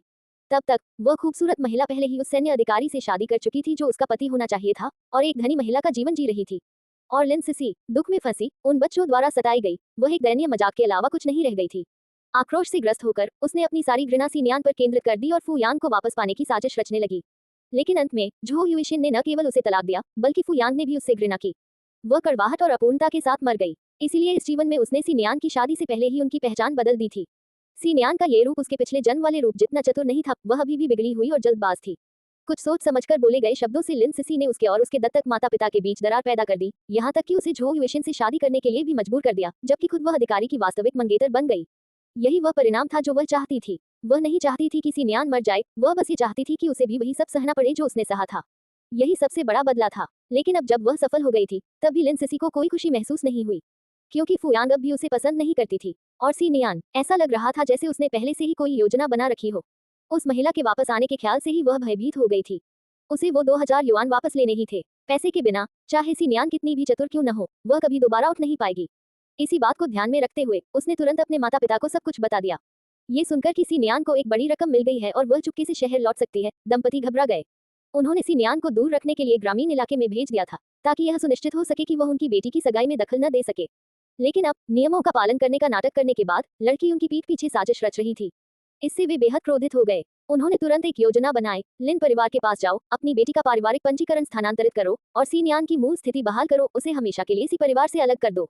बिना देरी किए सी के पिता अपनी पत्नी और बेटी को सीधे लिन परिवार के गांव ले गए। जल्द ही नाटक देखने के लिए दौड़े ग्रामीणों ने एक और आगमन देखा। एक सफेद सेडान कार गांव में आकर रुकी। वे अचंभित होकर सोचने लगे कि आज किस विशेष अवसर पर इतने सारे बाहरी लोग यहाँ आए हैं। फिर उन्होंने देखा कि लिन सिसी, जो बहुत ही सलीके से कपड़े पहने हुए थी, पिछली सीट पर बैठी थी। लिन सिसी की कोमल सुंदरता की हमेशा से प्रशंसा की जाती रही थी, यहाँ तक कि जब वह गांव में रहती थी तब भी। अब जब उनके पास पैसा था तो भोजन से लेकर कपड़ों तक सब कुछ अलग था, जिससे वे बिल्कुल नए लोग लगने लगे थे। विशेषकर उसे इतनी आलीशान कार की पिछली सीट पर बैठे देखकर सबकी निगाहें मानो उस पर टिकी हुई थी। सभी को पता था कि लिन सिसी के जैविक माता पिता धनी थे, लेकिन किसी को भी इतनी अमीरी की उम्मीद नहीं थी। उनके गांव में केवल एक साइकिल या मोटरसाइकिल का मालिक होना भी बहुत बड़ी बात मानी जाती थी। इस क्षण सभी ने आश्चर्य से आह भरी। उनकी निगाहें ईर्ष्या से भर गईं, क्योंकि सभी की निगाहें लिन सिसी पर टिक गईं। लिन सिसी प्रशंसा और ईर्ष्या में डूबी हुई थी और उसने अपना सिर और ऊपर उठा लिया। उसने जानबूझकर कार की खिड़की नीचे कर ली थी, ताकि कोई भी उसकी इस नई प्रसिद्धि को न चूके। उसकी आत्मसंतुष्टि पूरी तरह से संतुष्ट हो गई थी। इसी बीच सी नियान और झो युएशेन लिन परिवार के दरवाजे पर पहुंच गए थे। लिन परिवार का घर तो और भी जर्जर था। पीली मिट्टी की टाइलों से बनी एक झोपड़ी जिसकी दीवारें उखड़ रही थीं और उनमें दरारें साफ दिखाई दे रही थीं। छत की टाइलें पीली पड़ चुकी थीं और कई जगह से टूटी हुई थीं, जिन्हें पत्थरों से भरे प्लास्टिक के थैलों से जोड़ा गया था। इससे साफ पता चलता था कि यह परिवार कितना गरीब था। ग्रामीण इलाकों में घर और कपड़े एक जैसे थे, दशकों से उनकी मरम्मत और पैचवर्क किया जाता रहा था। सामने के दरवाजे पर ताला भी नहीं था, बस अंदर से उस पर एक लकड़ी का डंडा टिका हुआ था। झो युशेन के विशाल घर में रहने और शुरू में सी परिवार का हिस्सा होने के कारण सी नियान ने इस युग के तीव्र विरोधाभास को इतनी तीव्रता से महसूस नहीं किया था। लेकिन लिन परिवार का घर देखकर उसे अंततः दूरस्थ अविकसित ग्रामीण क्षेत्रों की वास्तविकता समझ में आ गई। वह खुद भी ग्रामीण इलाके में पली बड़ी थी, लेकिन उसने कभी ऐसी परिस्थितियों का सामना नहीं किया था। हालांकि झो युएशेन ने दरवाजे पर दस्तक देते समय कोई भाव नहीं दिखाया। कुछ ही देर में कदमों की आहट सुनाई दी और एक महिला की आवाज आई, कौन है? जैसे ही लकड़ी का दरवाजा चरमराते हुए खुला, पैबंद लगी सूती गद्दी वाली जैकेट पहने एक महिला उनके सामने प्रकट हुई। उसका चेहरा धूल से सना हुआ था और उन्हें देखते ही वह क्षण भर के लिए स्तब्ध रह गई। जब उसकी नजर झो युएशेन पर पड़ी तो उसका चेहरा पीला पड़ गया और वह हकलाते हुए बोली, कॉमरेड झो। झो युएशेन ने हल्के से सिर हिलाया और गहरी आवाज में पूछा, क्या अंकल लिन और आंटी लिन घर पर हैं? महिला ने सिर हिलाया, मेरे ससुराल वाले खेतों में गए हैं। मैं अभी जाकर उन्हें वापस बुलाती हूँ। कृपया अंदर आइए, उसने जल्दी से कहा और उन्हें अंदर आने देने के लिए एक तरफ हट गई। उसने सवाल पूछने की हिम्मत नहीं की, हालांकि उसकी निगाहें कुछ देर तक असमंजस भरी नजरों से सी नियान पर टिकी रही, फिर उसने तुरंत नजरें हटा ली। घबराहट में उसने घर की ओर पुकारा, छोटी फैन, छोटी यू, खेतों में जाओ और दादा दादी को वापस ले आओ। उसके घबराए हुए हाव भाव को देखकर सी नियान ने अनुमान लगाया कि यह उसके बड़े भाई की पत्नी झो सुइसुई ही होगी। हालांकि वह इस परिवार से कभी नहीं मिली थी, फिर भी वह कहानी के सामान्य कथानक और पात्रों से परिचित थी। लिन परिवार के 4 बच्चे थे। गर्भ निरोधक के अभाव वाले उस युग में यह आम बात थी, जब परिवार अपनी आर्थिक स्थिति की परवाह किए बिना जितने बच्चे पैदा कर सकते थे उतने करते थे। कुछ वर्षों में सरकार जनसंख्या वृद्धि को नियंत्रित करने के लिए परिवार नियोजन को लागू करेगी, जिसमें देर से विवाह, देर से बच्चे पैदा करना और कम लेकिन बेहतर ढंग से पाले पोसे गए बच्चों को बढ़ावा देना शामिल होगा। सबसे बड़े भाई लिन शियाओ की उम्र केवल 23 वर्ष थी। वे विवाहित थे, लेकिन उनकी कोई संतान नहीं थी। उनकी पत्नी झो सुइसुई भी उसी गांव की रहने वाली थी। अगली बारी लिन सिसी की थी, जो सी नियान की ही उम्र की थी, सिर्फ 18 साल की। दोनों छोटे भाई जुड़वा थे, जो काफी बाद में पैदा हुए थे, और उनकी उम्र केवल 10 वर्ष थी। उनका नाम लिटिल फैंग और लिटिल यू था। लड़कों ने 9 साल की उम्र में पहली कक्षा में दाखिला लिया था और अब वे 10 साल के हो चुके थे, लेकिन अभी भी दूसरी कक्षा में पढ़ रहे थे। गरीबी के बावजूद लिन परिवार ने लिन सिसी को हाई स्कूल भेजा था, जिससे पता चलता है कि वे अपनी बेटी को कितना महत्व देते थे। लेकिन जैसे ही लिन सिसी को पता चला कि वह उनकी जैविक संतान नहीं है, उसने तुरंत लिन परिवार को छोड़ दिया और अपने धनी जन्मदाता माता पिता के पास लौट गई। कुछ ही देर में सी नियान ने 2 मैले कुचले चेहरों वाले, एक जैसे दिखने वाले लड़कों को घर से बाहर भागते देखा। वे बाहर जाने से पहले उत्सुकता से आगंतुकों की ओर देखने लगे। लिन परिवार के जीन निस्संदेह अच्छे थे। सी नियान स्वयं बेहद खूबसूरत थी और जुड़वा बच्चे भी इतनी कम उम्र में ही आकर्षक थे। लेकिन स्कूल में देर से दाखिला लेने के कारण वे पिछड़ गए, जिससे उनका भविष्य निश्चित हो गया। लिन परिवार की गरीबी केवल उनके बड़े आकार के कारण नहीं थी। माता पिता का स्वास्थ्य भी खराब था। लिन के पिता का एक पैर लंगड़ा था और लिन की मां अस्थमा से पीड़ित थी, जिसके कारण वे भारी श्रम करने में असमर्थ थी। सारा काम लिन शियाओ के कंधों पर आ गया। इसी वजह से उन्होंने देर से शादी की थी और अब भी उनके कोई बच्चे नहीं हैं। परिवार कुछ एकड़ खेत पर ही अपना गुजारा करता था। लिन शियाओ काम ढूंढने के लिए घर से बाहर भी नहीं जा सकती थी, क्योंकि अगर कुछ हो जाता तो उसे संभालने वाला कोई नहीं होता। अफवाहें फैल रही थी कि लिन परिवार ने सगाई के तौर पर मिले 3000 युआन लालच में ले लिए थे। लेकिन अगर उन्होंने ऐसा किया होता तो वे आज भी इतनी दयनीय स्थिति में नहीं होते। जब झो सुई सुई पानी के 2 कटोरे लेकर आए और उन दोनों को एक एक कटोरा दिया तो सिन्यान ने अपनी परखने वाली निगाहें हटा ली। घबराहट में अपने हाथों को अपनी पैंट पर पोंछते हुए वह आश्वस्त लग रही थी कि झो युएशिन भुगतान की मांग करने आया था। सच कहे तो लिन परिवार को एक बहुत बड़ा झटका लगा था। उन्हें सगाई के तौर पर 3000 युआन मिले ही थे कि उन्हें पता चला कि लिन सिसी उनकी जैविक बेटी नहीं थी। जब वे अपनी असली बेटी को ढूंढने शहर गए तो उसने उनसे मिलने से भी इनकार कर दिया। जब वे घर लौटे तो उन्होंने पाया कि घर में तोड़फोड़ हुई थी, 3000 युआन गायब थे। किसी ने भी उनकी कहानी पर विश्वास नहीं किया। सभी का मानना था कि उन्होंने ये कहानी मनगढ़ंत बनाई है क्योंकि बेटी की शादी न हो पाने के कारण वे पैसे खर्च करने को तैयार नहीं थे। लिन सिसी के चले जाने के बाद उन्होंने अपनी सगी बेटी से कई बार संपर्क करने की कोशिश की, लेकिन उसने उनसे मिलने से इनकार कर दिया। अंततः लिन परिवार ने ये स्वीकार कर लिया कि वह ऐसी कठिनाइयों में वापस नहीं लौटना चाहती थी और उन्होंने दबाव डालना बंद कर दिया। उन्होंने न केवल अपना बच्चा खो दिया था बल्कि उन पर 3000 युआन का कर्ज भी चढ़ गया था। शर्मिंदगी असहनीय थी और वे इसे चुकाने के लिए पैसे जुटाने की जहमत उठा रहे थे। इस भयावह घटना ने लिन के माता पिता को रातों रात बूढ़ा कर दिया था। लिन की मां ने अस्थमा की दवा लेना बंद कर दिया और उसके दौरे अधिक बार पड़ने लगे। पैर में चोट लगने के कारण गठिया से पीड़ित लिन के पिता दर्द से तड़पकर रातों की नींद हराम कर देते थे। कर्ज चुकाने के लिए लिन शियाओ ने शहर में कुली का काम शुरू कर दिया और घर के कामों में मदद करने के लिए हर रात 3 से 4 घंटे पैदल चलकर घर वापस आती थी। पूरा परिवार उदासी के माहौल में डूबा हुआ था, बिना किसी शिकायत के चुपचाप संघर्ष कर रहा था। और अब जो होना तय था वही हो गया था। कॉमरेड जो, हमारा इरादा आपको पैसे चुकाने में देरी करने का नहीं था। हम पैसे जुटाने के लिए हर संभव प्रयास कर रहे हैं। हम आपको निश्चित रूप से पैसे वापस कर देंगे, झो सुई सुई हकलाते हुए बोले।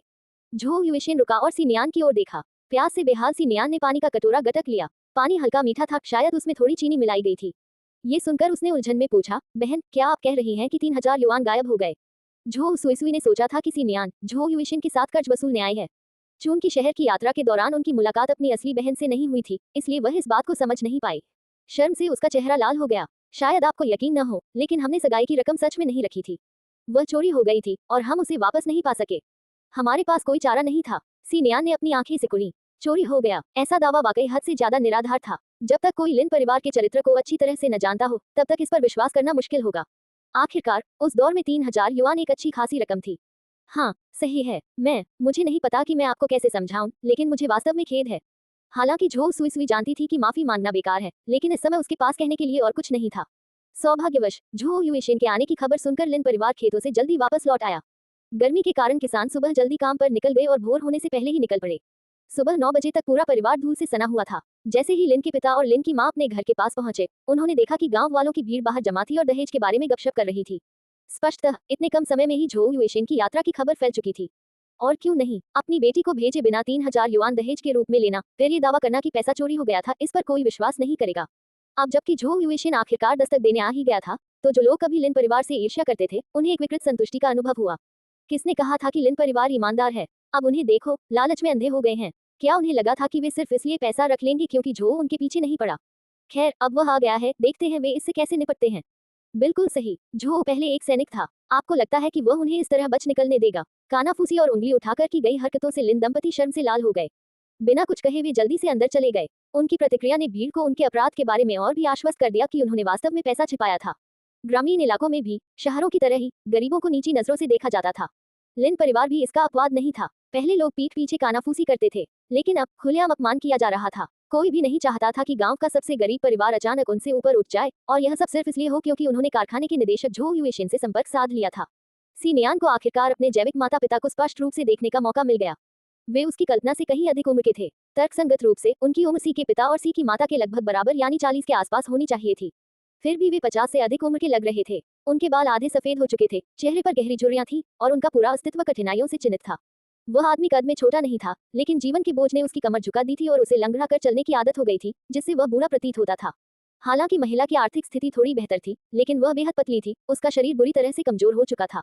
लेकिन गौर से देखने पर पता चला कि उसके चेहरे की बनावट सिन्यान से काफी मिलती जुलती थी। जवानी में वह बेहद खूबसूरत रही होगी। सिन्यान ने आह भरी। हालांकि वह चेहरे के भाव पढ़ने में माहिर नहीं थी, लेकिन ये दोनों सचमुच ईमानदार और सरल लग रहे थे।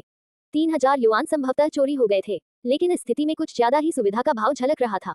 कॉमरेड झो, आप आ गए, हमें बहुत खेद है। दंपति धीरे धीरे आगे बढ़े, उनकी मुद्रा लगभग विनती भरी थी। जैसे ही वे झो युएशिन के पास पहुंचे, झो युएशिन झट से खड़े हो गए और उन्हें घुटने टेकने से पहले ही रोक दिया।